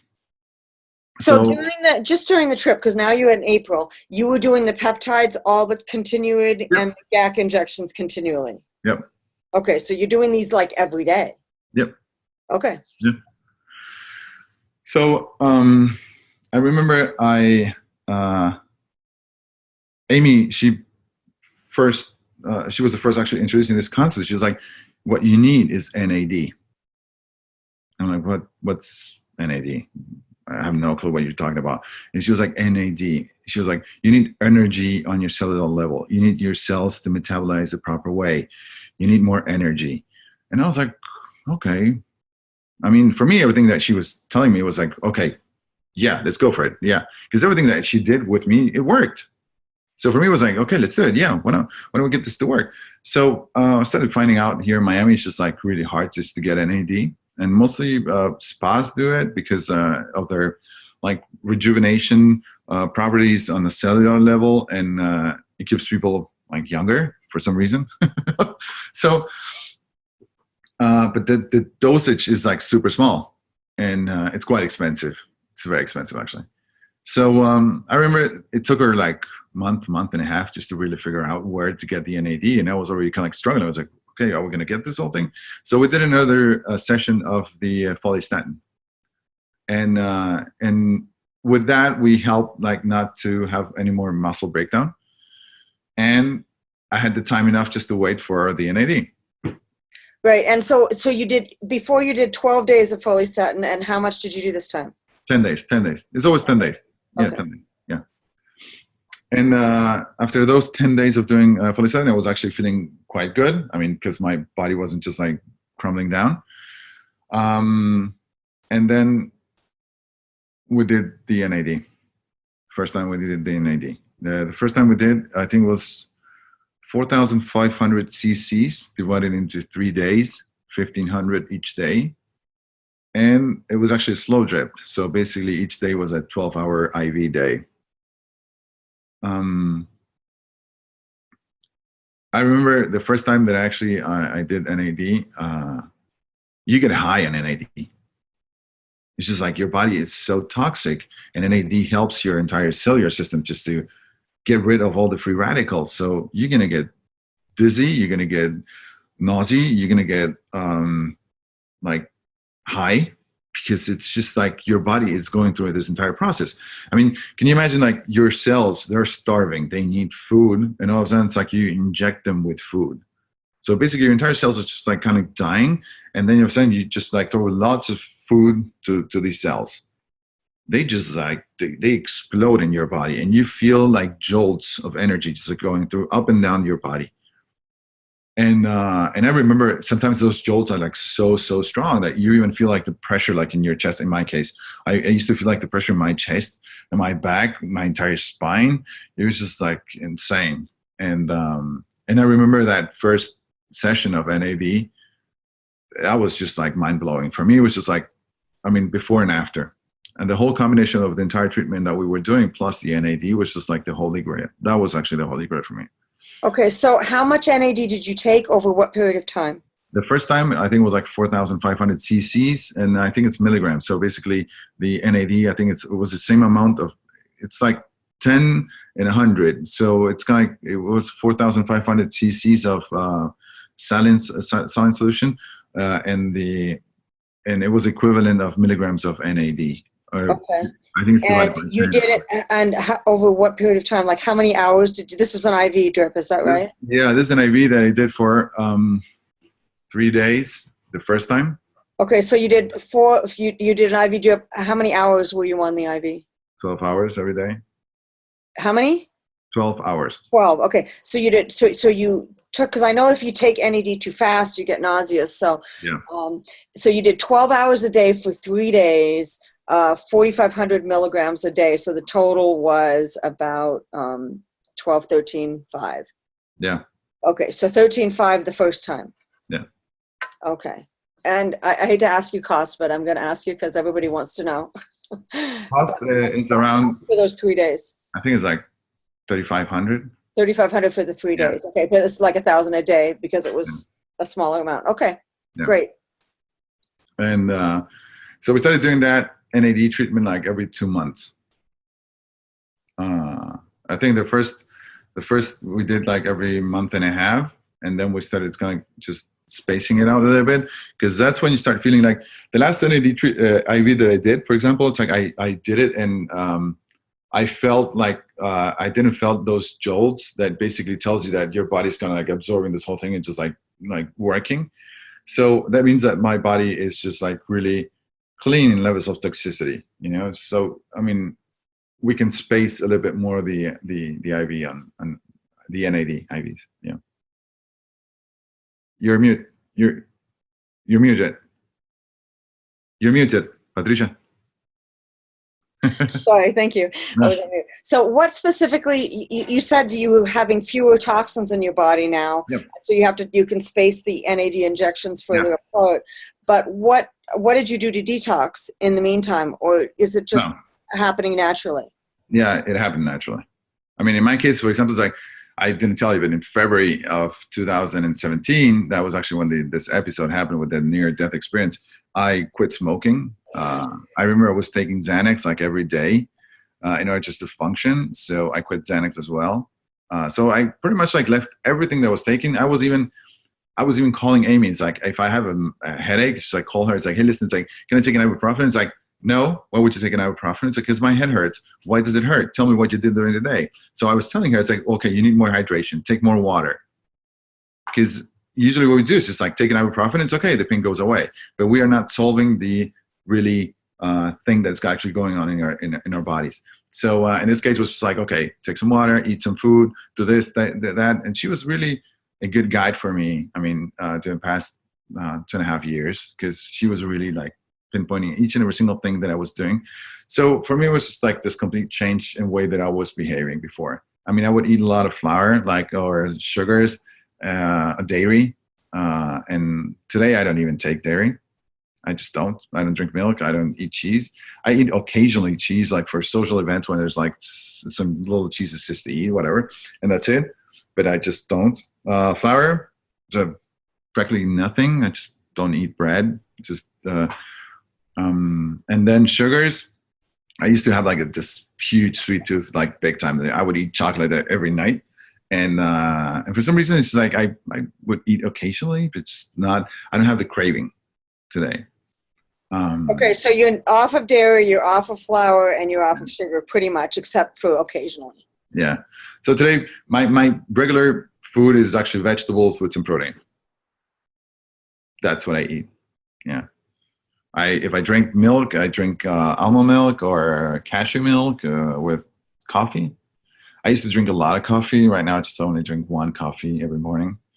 What I do like, and that was for me like really, really good, was actually the celery juice. I mean, I don't know. I love it. People hate it in the morning. So some people hate it. I just love it. And for some reason, it makes me feel like super, super good. I used to have like a lot of digestive issues, like just heartburns and stuff like that. And today it's like, I don't know, they're gone. So it really helps. And So do you do the celery juice every day? Yeah. Yeah. I mean, the celery juice heals the gut. That's the whole purpose of it. So your gut, you feel like you're not having those digestive issues anymore. No. Okay. So, so basically, I mean, 2018 was kind of like the year of big changes in my life. I bottomed on June, I think it was 2018, because right after the trip from Switzerland, because when I was like feeling like super bad, like I had the setback, everything was just like going down, and I mean, I think we spoke about this, but one of the things that when I was diagnosed, it crossed my mind just to say, why am I still here? Why? I mean, why am I putting the people that I love through all this pain and suffering? And I came to that point, and during that month, and I remember for some weird reason, I had this thing in my mind of Sedona, Arizona, and I remember going back to my computer, just put Sedona on the Google search string, and it popped up the Sedona method.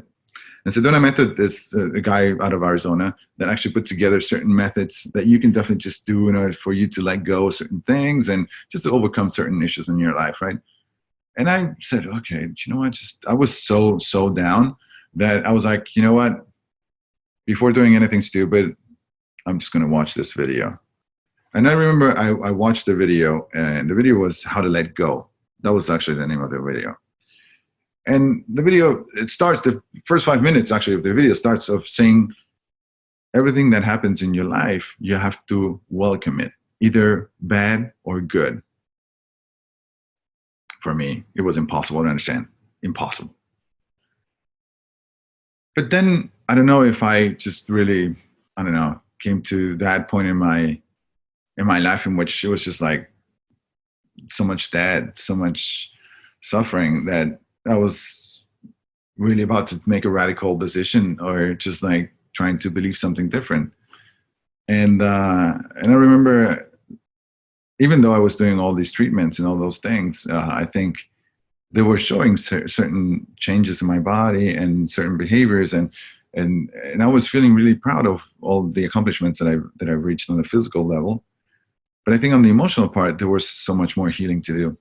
And I remember that video that night, for some reason, it opened my mind. It was just that day that you say that there's a day before and after. Well, I think that was the day. That was the day that I decided that I wanted to live. That is the day that I decided to wanted to give myself a chance in this life. That is the day that I say I need to love myself, and I really need to put myself together in every aspect of myself.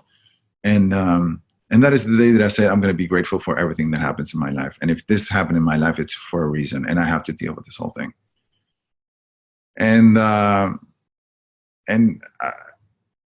after that point, I think everything started to make sense and click so much better. I remember that with my ex, we had like a lot of ups and downs and discussions and arguments. So at that point, it was like, no, we don't discuss anymore because there's actually no need. I mean, you have your points of view, I have my points of view, which is going to continue in life. We're both parents. We have a son. We love him so much, and we both are going to love him so much. So that's it. We're not compatible, and that's it. Let's move on. Next thing was, of course, still dealing with my condition. Still doing all my treatments with Amy. Even today, I still do all my treatments with Amy. But then I remember my ex, she called me one day. She's like, okay, there's a person called Father Matthew here in Miami. And you can definitely just go and talk to him. I'm like, okay, well, he's a healer. I'm like, okay, I'm going to meet him. So I went over there and actually I met this guy. It was actually in a guy's house. They would invite like 300 people to this place. There was a bunch of people like in this house gathered all together, and there was this priest. This priest is actually out of India. Really interesting person, really interesting. And for some reason, he started talking about the concept of actually reprogramming your mind. And he was saying it in a different way. He was just like saying, okay, we can heal ourselves. It's like, I cannot heal you, but you can definitely heal yourself. And so he did like certain samples of things that he accomplished and whatever. And I was like, okay, well, I mean, this is like, yeah, you have to believe in this type of thing or whatever. So I remember he spoke to me because he looked at me and I was in really bad shape. Not physically, but I was in a bad shape emotionally, I would say. It was just like not well. And when I saw him, he looked at me. He was like, why are you dressing like that? Why do you like look like so everything's so dark within you? And I'm like, I don't know. And it's like, okay, let me do one thing. I'm going to give you this CD and you listen to the CD, okay? But you listen very carefully and listen very well. I'm like, okay. So I played that CD in my car for almost 45 days. And that CD was just like words of saying like, I'm going to heal my nerves. I'm going to heal my body. I'm going to heal my brain. I'm going to heal my arms. I'm going to heal my fingers. I'm going to heal my legs. It was just repetitive sentences that would talk about healing yourself, healing yourself, healing yourself, healing yourself, healing yourself. I did that for 45 days. I think, I got it like so inside of me that for some reason my body just, I don't know, I'm not going to say magically because it wasn't any magic, but so for some reason my predisposition, my attitude towards this disease was completely different. I felt like I was like giving this challenge and I can definitely just like really deal with it. And I mean, all the different things that I did previous to this was just like all the different paths that I analyzed, studied, and put into place, just to make sure that I can definitely overcome this whole thing. So after that, I think that the whole thing, right, in my separation, my big emotional issues in my life, of course, my physical treatment, my spiritual opening, and of course, my emotional balance that I was actually getting by the end of 2018 was kind of like the trigger for everything just to try to fall into place. Let me tell you that by the end of 2018, I still couldn't move my right arm properly. And today, September of 2019, I actually started 2019 moving my right arm. And today I'm just like here and I can stop waving all the time. It's just like, the guy actually waves all the time, uses his hands, and it's just like, yeah, I'm here. Because, I mean, I mean, they would give me a glass in a restaurant or whatever that I was sitting, and I was just like thinking, which hand can I use? Is my left hand gonna be able to hold the glass? Is my right arm gonna work without doing any weird movements? I was always kind of trying to think the whole movement, and I remember in 2019 was the first year in which I started kind of doing things without thinking that much, So, I mean, today, yes, of course, I continue with my treatment. Oh, yes, absolutely. Do I continue the visits like 3 times a week to Amy? No, I don't. But we became really good friends. So we speak usually and occasionally. We got out to lunch, of course, and we speak a lot. And she understands as well that even though she's like very professional and very determined when she wants something, at the same time she understands that there's a very important emotional aspect of this whole thing, and that we need to pay attention to it, right? And I think, I mean, right now I find myself like just trying to help as many people as possible, because I think it's really hard. It's really hard just to understand that this is a change that we need to do inside of ourselves. And once we do that change, everything starts to click differently. And of course, I mean, today I call it the treatment. For me, is my grounding. I continue to do it because why? Because it's just like, yeah, this is what I can touch. This is what it's concrete, and I can grasp it. And just like say, this is what I'm doing, not just to fix my body. But what else am I doing in order just to fix my soul? What else am I doing to fix my emotions? What else am I doing just to fix my energy levels? I mean, I have to do something. And I realize that those layers exist. So if they exist, I mean, we have to listen to those as well. It's that, I mean, the solution is not going to be just on one end. The solution is not going to come just by doing this physical treatment. Okay, that's a big one, and we hear that over and over again, and I can't stress that enough. So let's go to the NAD, because it's interesting that you were doing all these things, all these treatments, and having some effect, even though you were obviously still couldn't move your arm, things like that, and yet you said June of 18 was which was almost a year after you started these treatments, was your worst time. Yep. So that was the time when you're like, I'm just putting everybody through this, and like you just wanted to give up. And it's interesting to me that was a year into it. But do you know why, right? Because it's like saying, like today, it's like I tell you, okay, let's assume that you have ALS and you start a treatment and you start getting hopes of this treatment, and it's actually starting to show certain changes in your body. And at the same time, everything starts to change. Like you start to smile a little bit more, you start to interact with more people. We start to realize that, yes, I can recover my life again and not be just a slave of this disease and just like be like all immersed into this whole thing. So every time you realize that you can recover part of what you've lost. And then all of a sudden, it's like everything gets taken away in 2 days. For example, when I went to Switzerland and I had the setback, and that setback for me was just like, okay, that was just my break in order for me just to say I can really overcome this. And that was the other, for me, that setback was just like, okay, this is the wake-up call saying, hey, I'm still here and I'm still going to take you with me. And that for me was just like the ultimate hit in my face, the slap in my face, big as it gets. And then I realized, no, it's not.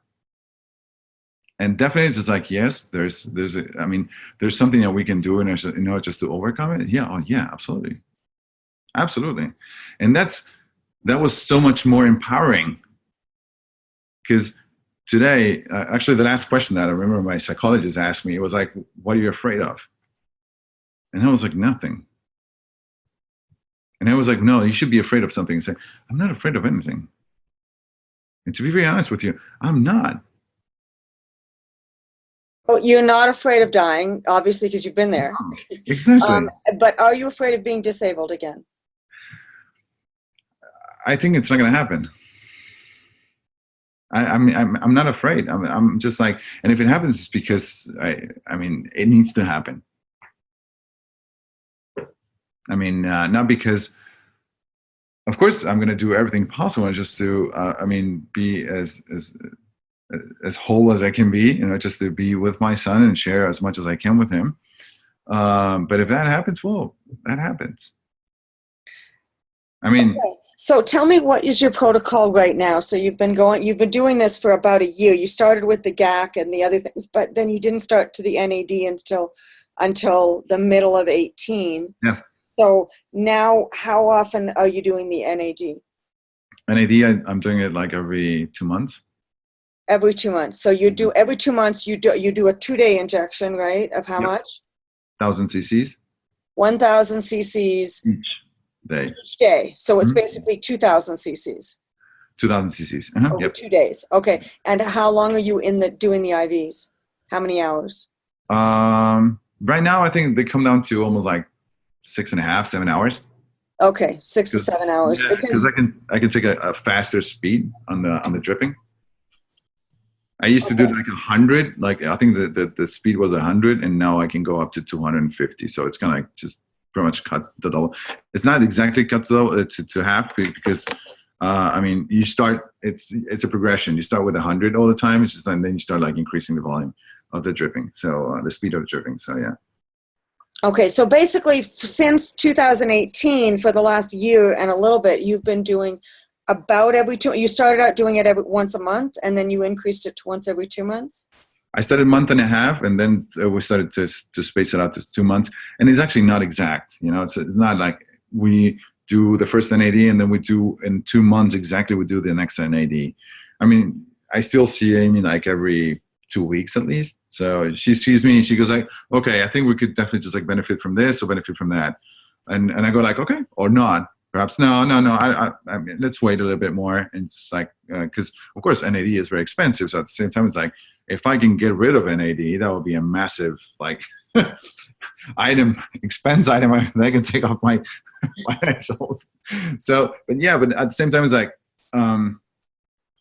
if of course if I can do it, I'll do it all the time. I mean, because I can be grateful enough, I think, with Amy, with everything that she did for me.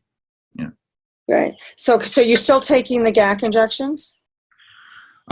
Yeah. Well, I stopped for I think it was like 6 7 months, and then when was this last May? I think it was May. Yeah, I think it was in May of this year that I spoke to Amy because my hand, even though it's like way stronger and much more build, still the muscle on right here is still like small. It's actually not as developed as it should be. So I mentioned this to Amy. Hey, listen, Amy, why don't we do like GAC injections in this muscle right here so we can see an improvement? And she was like, oh, yeah, of course. Let's give it a try. So I actually did that GAC injection in my hand. It hurt so much, because right now it's like I have more sensitivity in my arms and everywhere. So Okay. compared to the initial ones that I got, it's like for me, the other ones were just like a walk in the park. And this second one was just like, whoa. So and now that I started doing the GAG injections again in my hand, I said, why don't you take a look at my back and my chest to see, and my arms just to see if everything's just kind of like symmetrical. Because when you start kind of using follistatin or peptides, you start growing muscle, or for example, it's like you don't grow muscle, but everything grows. So meaning that every muscle in your body is going to grow. So certain muscles that weren't affected, they're going to grow. And when they outgrow the other muscles, you know how it works. Actually, one actually pulls, the other one actually pushes. So basically, if you grow this muscle bigger than the other one on the lower end, what's going to happen? The other one's going to get weaker. It's not going to get bigger. Right. So you wanted to see like, okay, how, if I'm imbalanced and how we can definitely just like bring back to balance. So by pinpointing and doing GAG injections specific in certain muscles, what we can do is just like give more strength to those muscles and more food for those muscles to grow. Okay. So you are doing the GAC injection, but not every day. Not every day. Mm-hmm. Okay. So you're doing them. It's more of an occasional thing as needed. Right. Okay. And what about the peptides? Peptides, the one that I'm taking right now, it's called tesamorelin. Oh, so you've changed from the other one to tesamorelin. All of them are very similar. I mean, they stimulate my growth hormone to produce more muscle. Okay, the only difference between one and the other, I think it's very technical. I mean, Amy knows it. It's just like, I mean, one is just like grows like all the muscles in the body. The other one is just like more specifically to certain parts of the body, and the other one is more specifically when it comes to outbalance one muscle with the other. And how much are you taking of the peptides? How often? Peptides, I'm doing like every 3 days. I'm sorry, no, I do 3 days in a row, 1 day break, and 3 more days. So the packs that come with 6 injections. Okay. And what I do is I take 3 injections, 1 day off, 3 injections. It's just a week. are you worried because you're taking these that then your body will produce fewer of them? Because that's what happens a lot of times. You take things but then your body makes less because, oh, I don't need them. Yeah. Well, one of the things that we started doing with Amy, because Amy, she was like, okay, I don't want you on medication. I just don't want you. It's like one of the things that we did at the very beginning was like, I was like so stressed out with this whole thing that I was like, okay, when can we do a new nerve conduction test just to see my nerves are really firing properly right now? So she was like, well, I don't know, perhaps, I don't know, next year or the other year, whenever you want. It's like, okay, well, so by the end of 2018, I go like, why don't we do a nerve conduction test right now that I'm feeling so much better? And she goes like, well, I mean, if you want, you can do it. I mean, how do you feel? Do you feel good? I'm like, I feel great. It's like, okay, so what do you want to do a nerve conduction test? You want to test something to go where? Like just to go to the Western medicine world again and say, hey, listen, my nerves are okay and they've been healed. It's like, it doesn't work like that. It's like, if you want to just like still be compared like in that world, it's just go back to the world and it's going to work differently. It's not, I mean, the tools that we're having right now to measure certain things, they're not appropriate to measure the treatment that we're doing today here. So if you want to go to the stress of doing another nerve conduction test with the implications that has on your emotional stress, what if it comes wrong? What are you going to do? You're going to go like down again the rabbit hole saying, oh, I still have this whole thing inside of me. It's like, are you feeling good? Are your muscles behaving properly? Are your arms moving properly? Then just go ahead and live your life and enjoy your life. And that was kind of like, I really liked her approach because for me, it was just like another doctor would have seen, okay, we're going to retest. We're going to retest. We're going to retest. We're going to retest. And that stress, I think, is like so demanding, so draining that it really consumes one from the inside, and it just doesn't let you live, you know. And I think that I'm not going to say that we don't have to pay attention to our symptoms, because I'm really aware of my symptoms, and during this journey of this 2.5 years so far, I can tell you that I know exactly the different types of pain that I can suffer. And I can differentiate what is a pain on my nerves, what is a pain on my muscles, what is a pain or something that's called soreness, or something that's called just like a strain, and differentiate clearly what are the different types of symptoms that I feel in my body. I can even feel like the numbness in certain parts of my body when I can say, oh, there's something wrong here. If I have serious amounts of stress today, which I avoid by all means, but sometimes they just happen, and I feel it. I feel like in the fasciculations. I feel like in the tension in my muscles, and that's when I say stop. That this is not something that I can deal with. That's it. And I just like take off. Literally. Okay. So when you're in a state of stress, you absolutely feel it immediately. Exactly. Immediately, I feel the fasciculations again. It's insane. I mean, I remember my fasciculations were just like absurd. I was just like sitting here talking to you, and you would see like my arms just like twitching all the time, and they wouldn't stop. So are they stopped now? Yeah.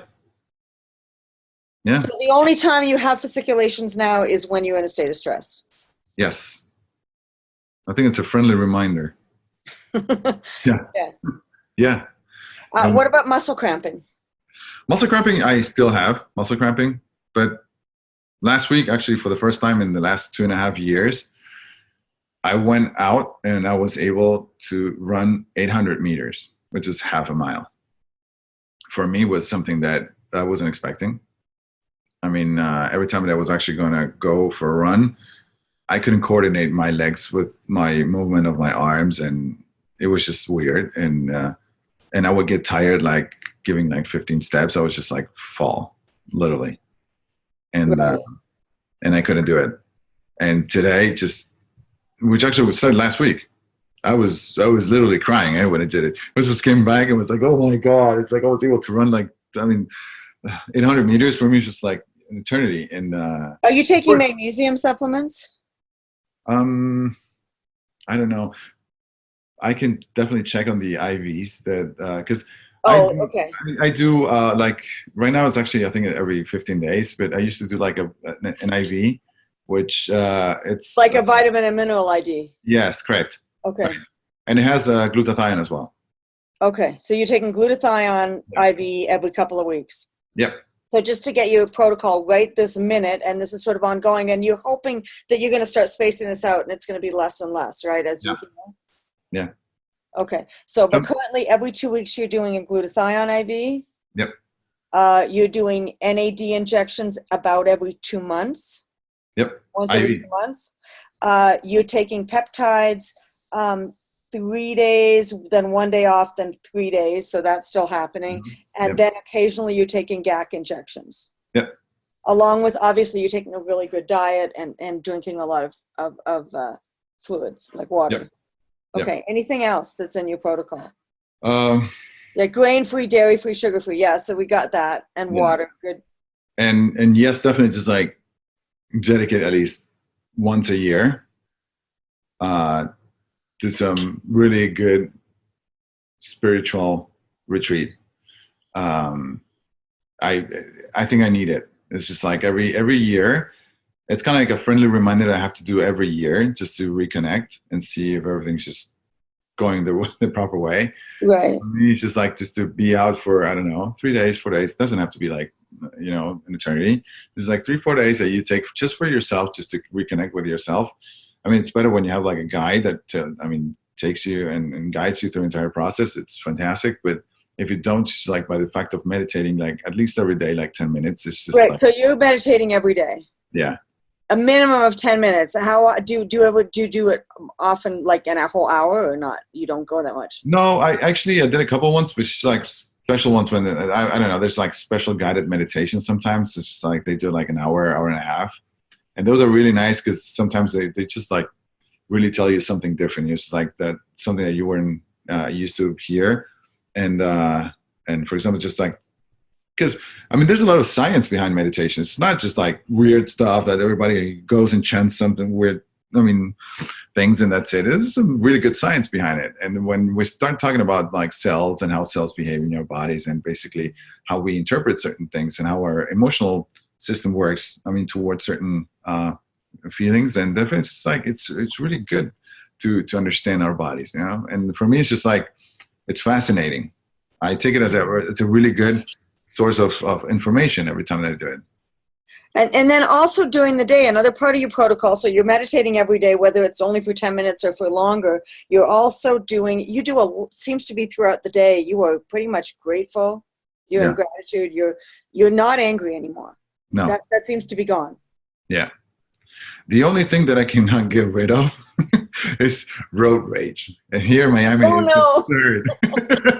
It's the only thing. But it's just like, it's just a tiny little second. It's just that. Don't ever drive with me. But that's the only thing I can get off. But so it's a tiny second. So wait a minute. It comes up and it's gone. It's gone, yeah. Okay, so you don't really road rage. You're just starting to road rage. I don't hold a grudge. I mean, I think the last time that I hold a grudge, it was, I don't know, 2.5 years ago, I would say, yeah.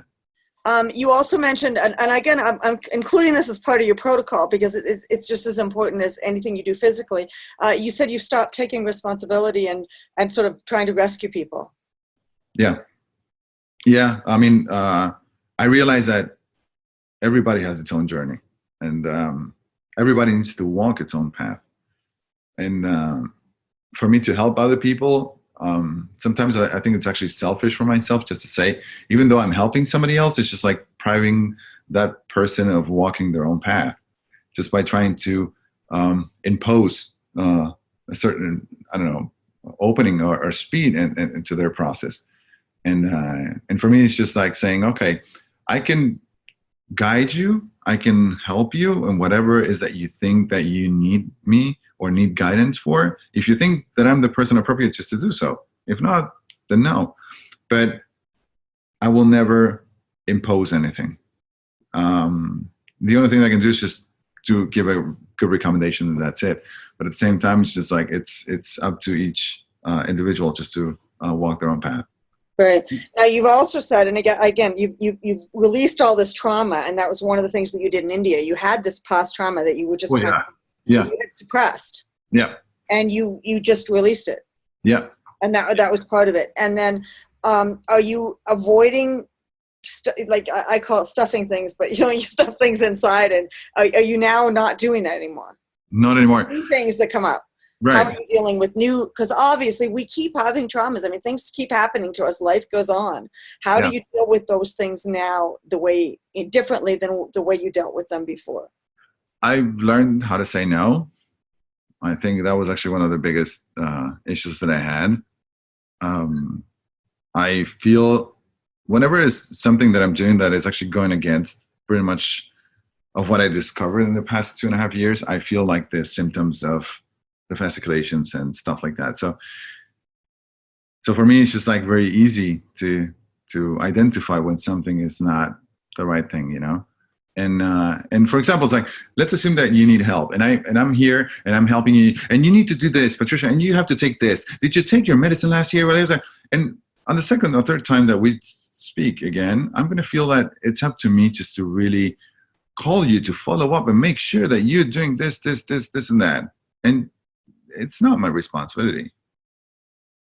It's your responsibility. And it's going to be you, the one that wants to heal.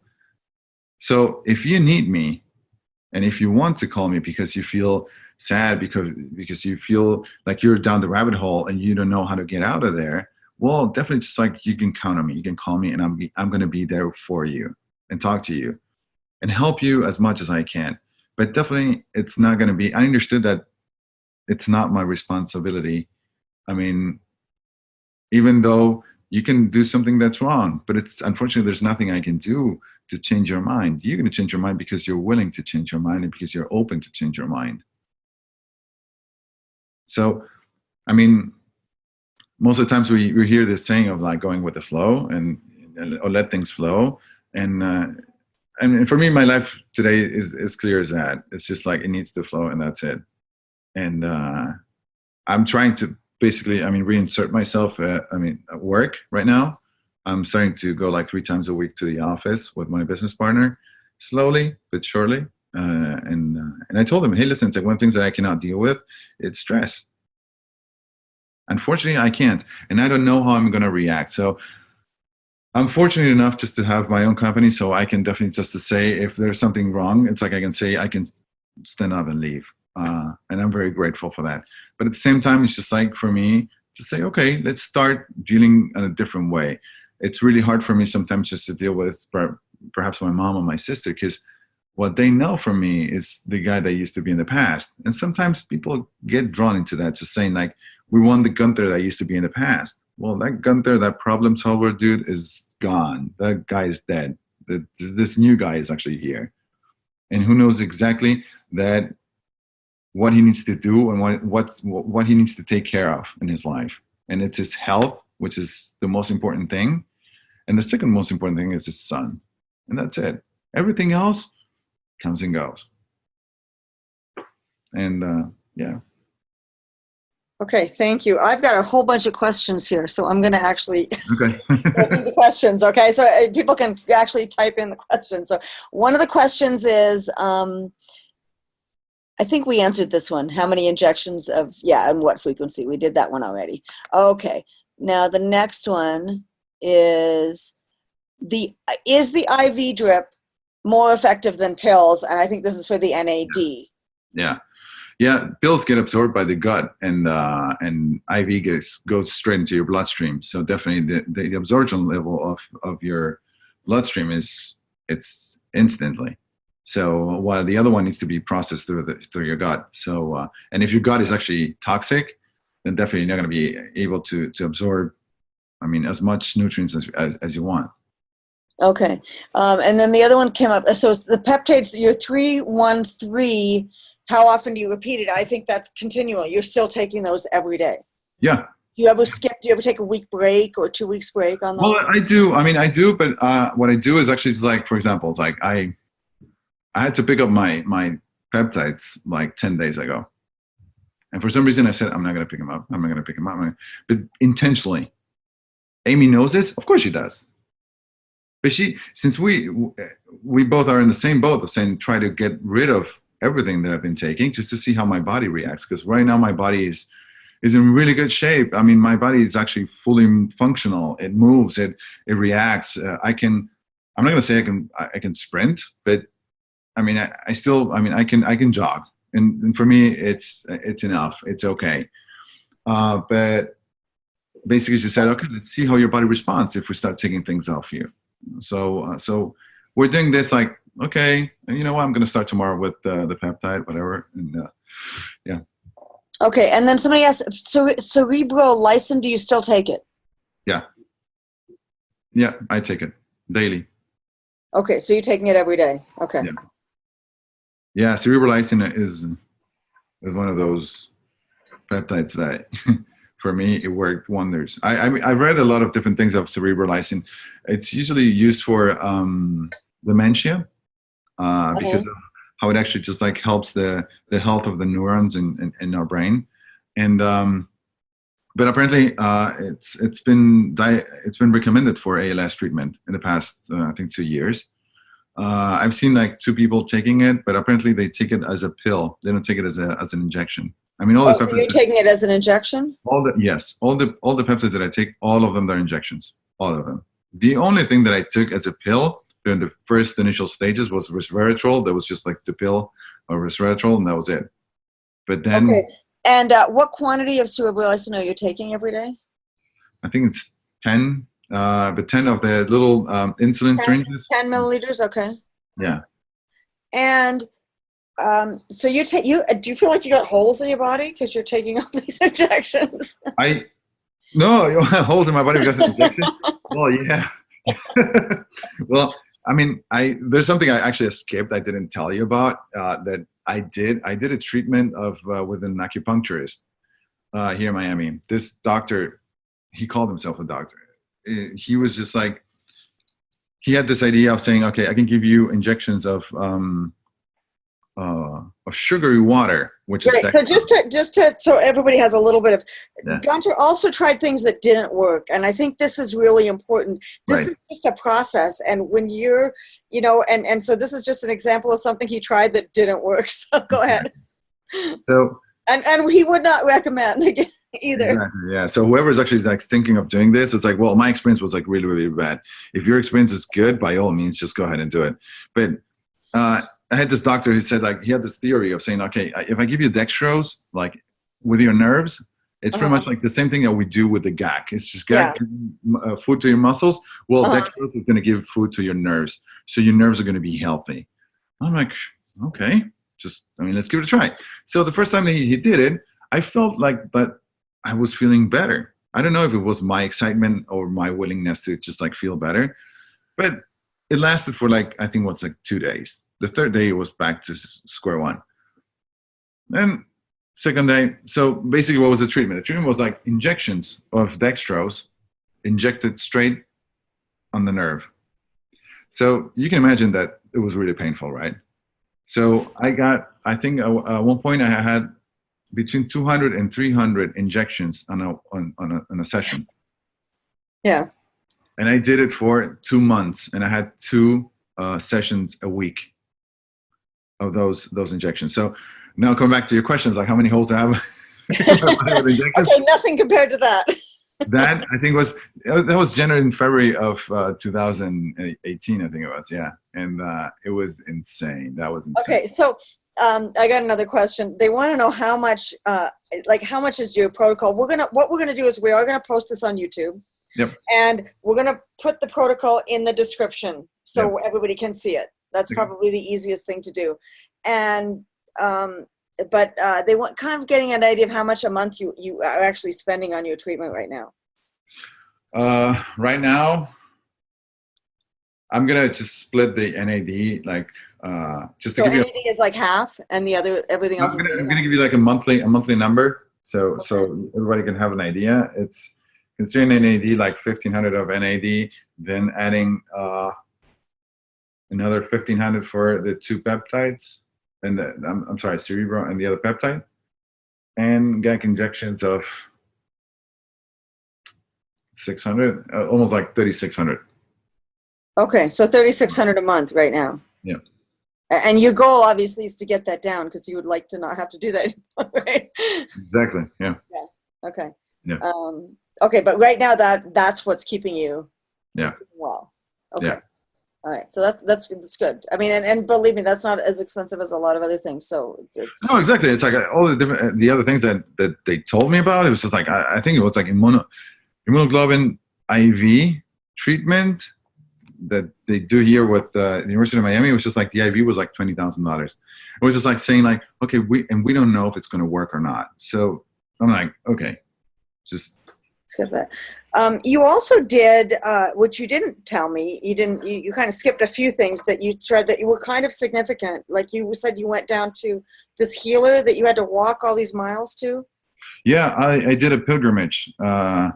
Since I wanted to connect, right? I really wanted to, dig deeper into my spiritual world. So I had this friend of mine. He lost a daughter at a younger age, and he was completely like overwhelmed with this whole thing. So for some reason, he had this idea of saying, "I'm gonna put together a pilgrimage out of Jujuy in northern part of Argentina down to Salta, to the next province, and it's 120 kilometers, which is like 180 miles. No, I'm sorry, it's 80 miles.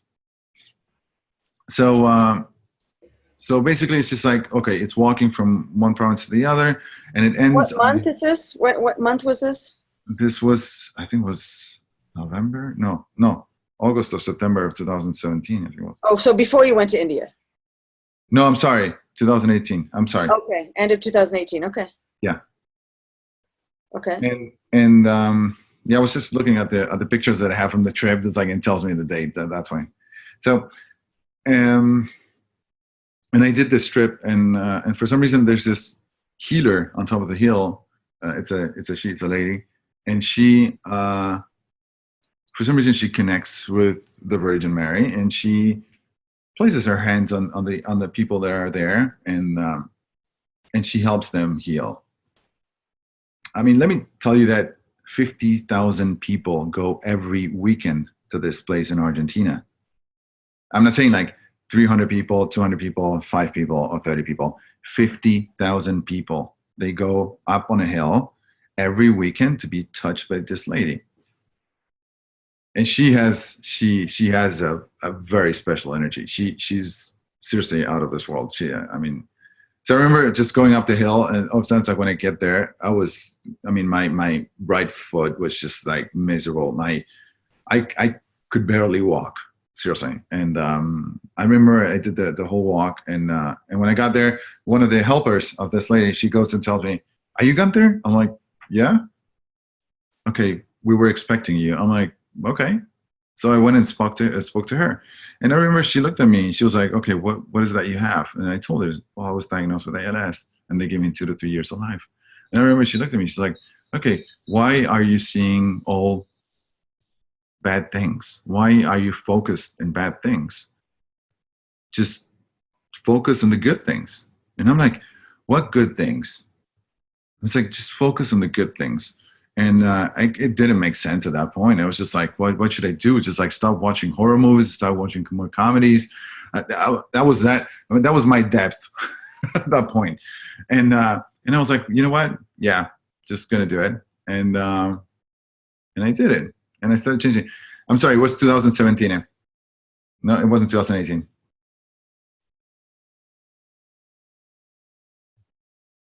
So this is in 17 you did this. So this is early on. Early on. And then you actually had 2 people because you said you had trouble walking. So that was like you had a person on either side of you. Yeah. You had your business partner and another friend go with you. Was the business partner and a friend? Yeah, correct. Yeah. So did you realize at that point how negative you actually were? No. I was so immersed, I think, in my... That's why when sometimes I talk to people and I tell them, "Hey, listen, it's like, this is your comfort zone." And people look at you sometimes like, "No, this is not my comfort zone, because comfort zone should be nice." No, not necessarily could be nice. It's like there are really bad places and you can be, but you feel comfortable because you know how much fear you have of those places, and that's where you feel that that's your comfort zone. And sometimes you have to really I mean, fight it, just to get out of that comfort zone and find another one, which is much better than the older one. And I think that's pretty much what happened. It's just like for me, just to right now, if I look at from like if I turn around and look back, I'm like, oh God, oh God. I mean, how can I how I couldn't see this whole thing? It's just coming down to this, and I mean, and all the people that I saw, like, and all the people that I talked to, they all came to the same conclusion. And it was just about changing. It was about things that I had to adjust, things that I had to make, and my changes that I had to make in my entire body. And by entire body, I don't mean like physically, like every single part of my body, my mind, my emotions, my spirit, my energy, my everything. I mean, and everything needed to change. It's just for me just to really find my real purpose here. It's just, I don't know. That's the way I see it today, and that's why.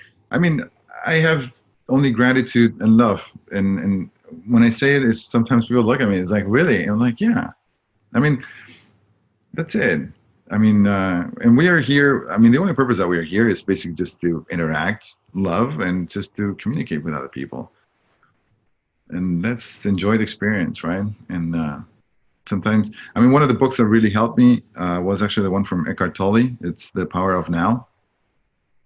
I read it, I think, so many times, and it helped me so much, because sometimes we tend to forget about the book. So I actually grabbed the book and go back again. It's because we tend to, and particularly with this disease, it's like we're always thinking how much time, how much is going to happen, and it generates a lot of anxiety. And if it generates a lot of anxiety, it's going to take a lot of your mind today.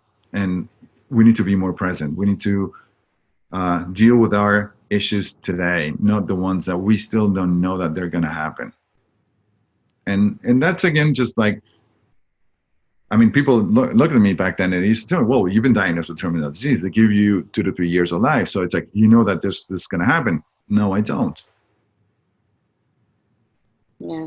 And Now, today, you also mentioned, because there's a lot of things that you didn't mention, but that's fine. But one of the ones that I'd like you to kind of repeat, because it sort of tells the ALS story, you said that one of the healers or one of the people that you talked to kind of talked about your body, you were living your life this way, but your spirit wanted to go here.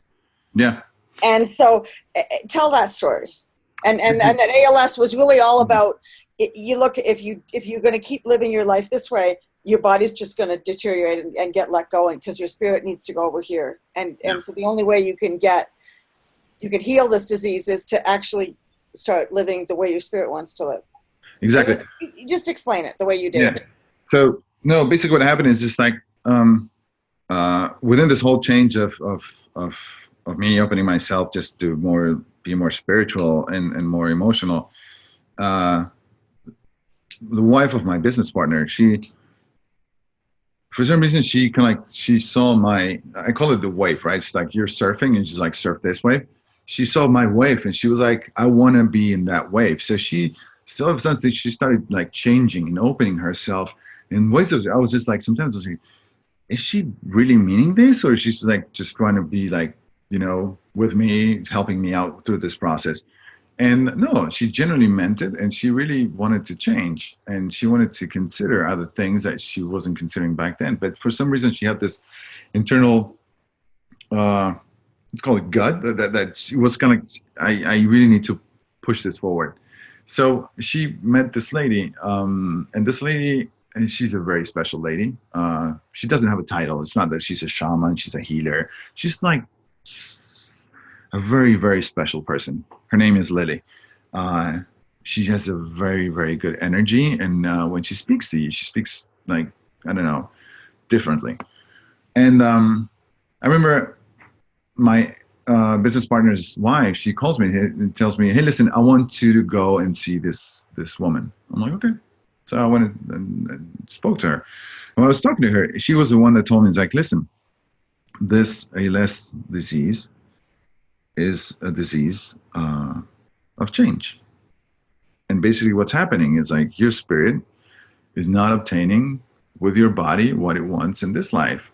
So if your body is going, and your mind is going in a different way, the spirit you want, then definitely the spirit's going to take off his suit and say, okay, I don't want this suit anymore. I'm just going to put another one.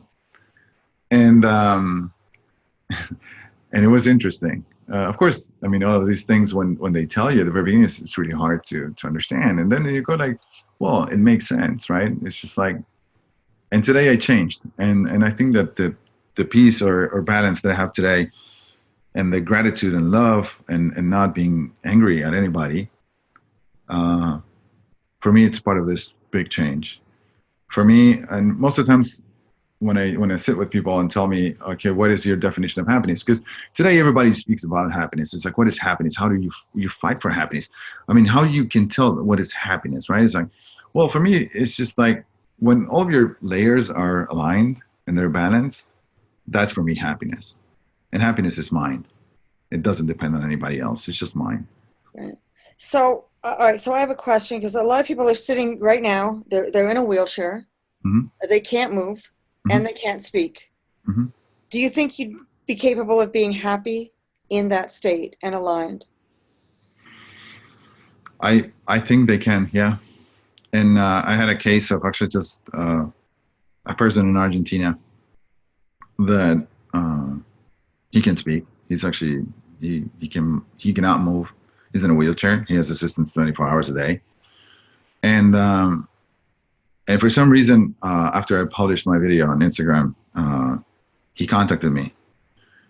And I remember I sent him a message saying, "Hey, listen, here's my phone number. Can we connect through WhatsApp?"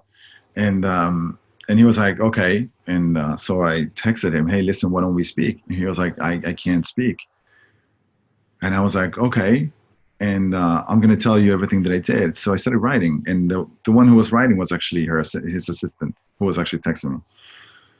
And next thing I know, it's like the next day when we spoke again, because for some reason we really communicated, we really connected.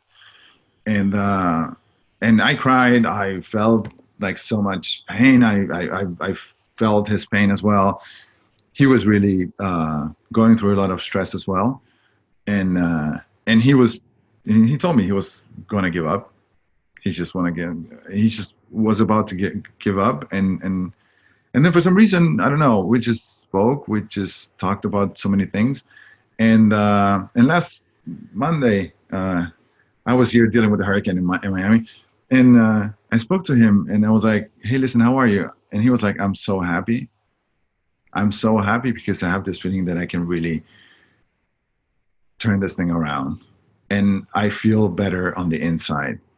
And for some reason, something weird happened, because he was actually with his psychologist and his assistant. And I don't know if he dialed by mistake his phone, but I've heard like the part of the conversation, not because I wanted to hear, but I saw his number calling in, and it was like, "Okay, Martin, is that you?" And I heard the psychologist asking him, it's like, "How do you feel?" And he could barely speak. I mean, he can't speak, but for some reason he kind of like said something like he was great. And the psychologist translated that. And for me, just to hear that was just like, oh God. I mean, how he's changing by the minute.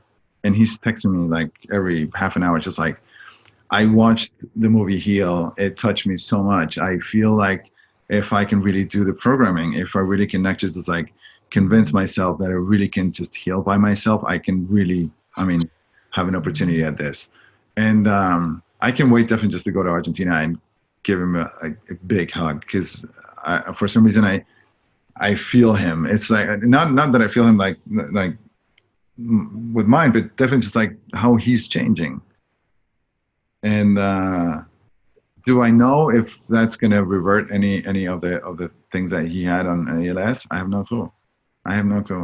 Yeah, but he's happy in himself. And so that was a great answer to that question. But I have one more question. We're finishing up here because I know this is really long. It's been almost 2.5 hours. So,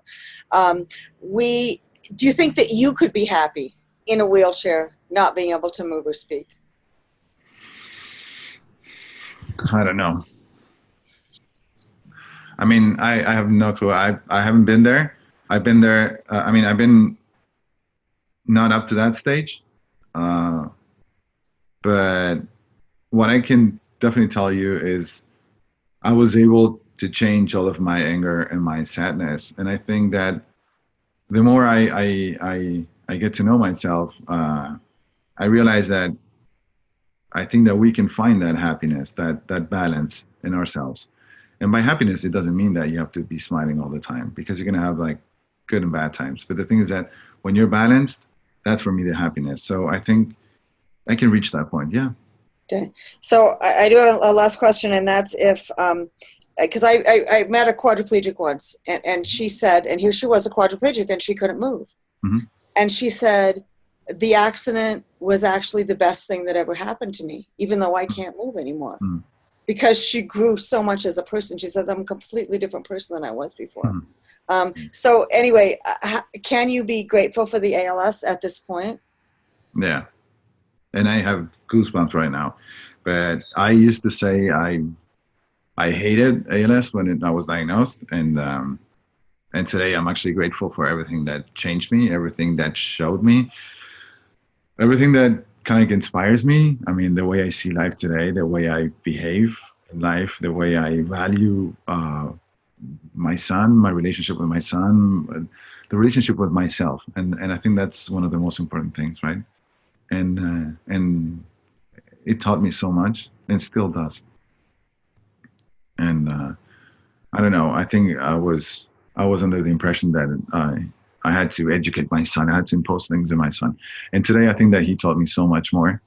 And he's a 13-year-old kid. And this disease is just like, it was devastating at the very beginning. And today I can tell you, like, it teaches me every single day so much. And it still does, because when I have like a stressful situation, it's still just like the friendly reminder, I'm still here. This is not the path that you want to walk. And I just say no. I turn around and I look the other way, just like walk a different path. Yeah. Great. Well, thank you so much.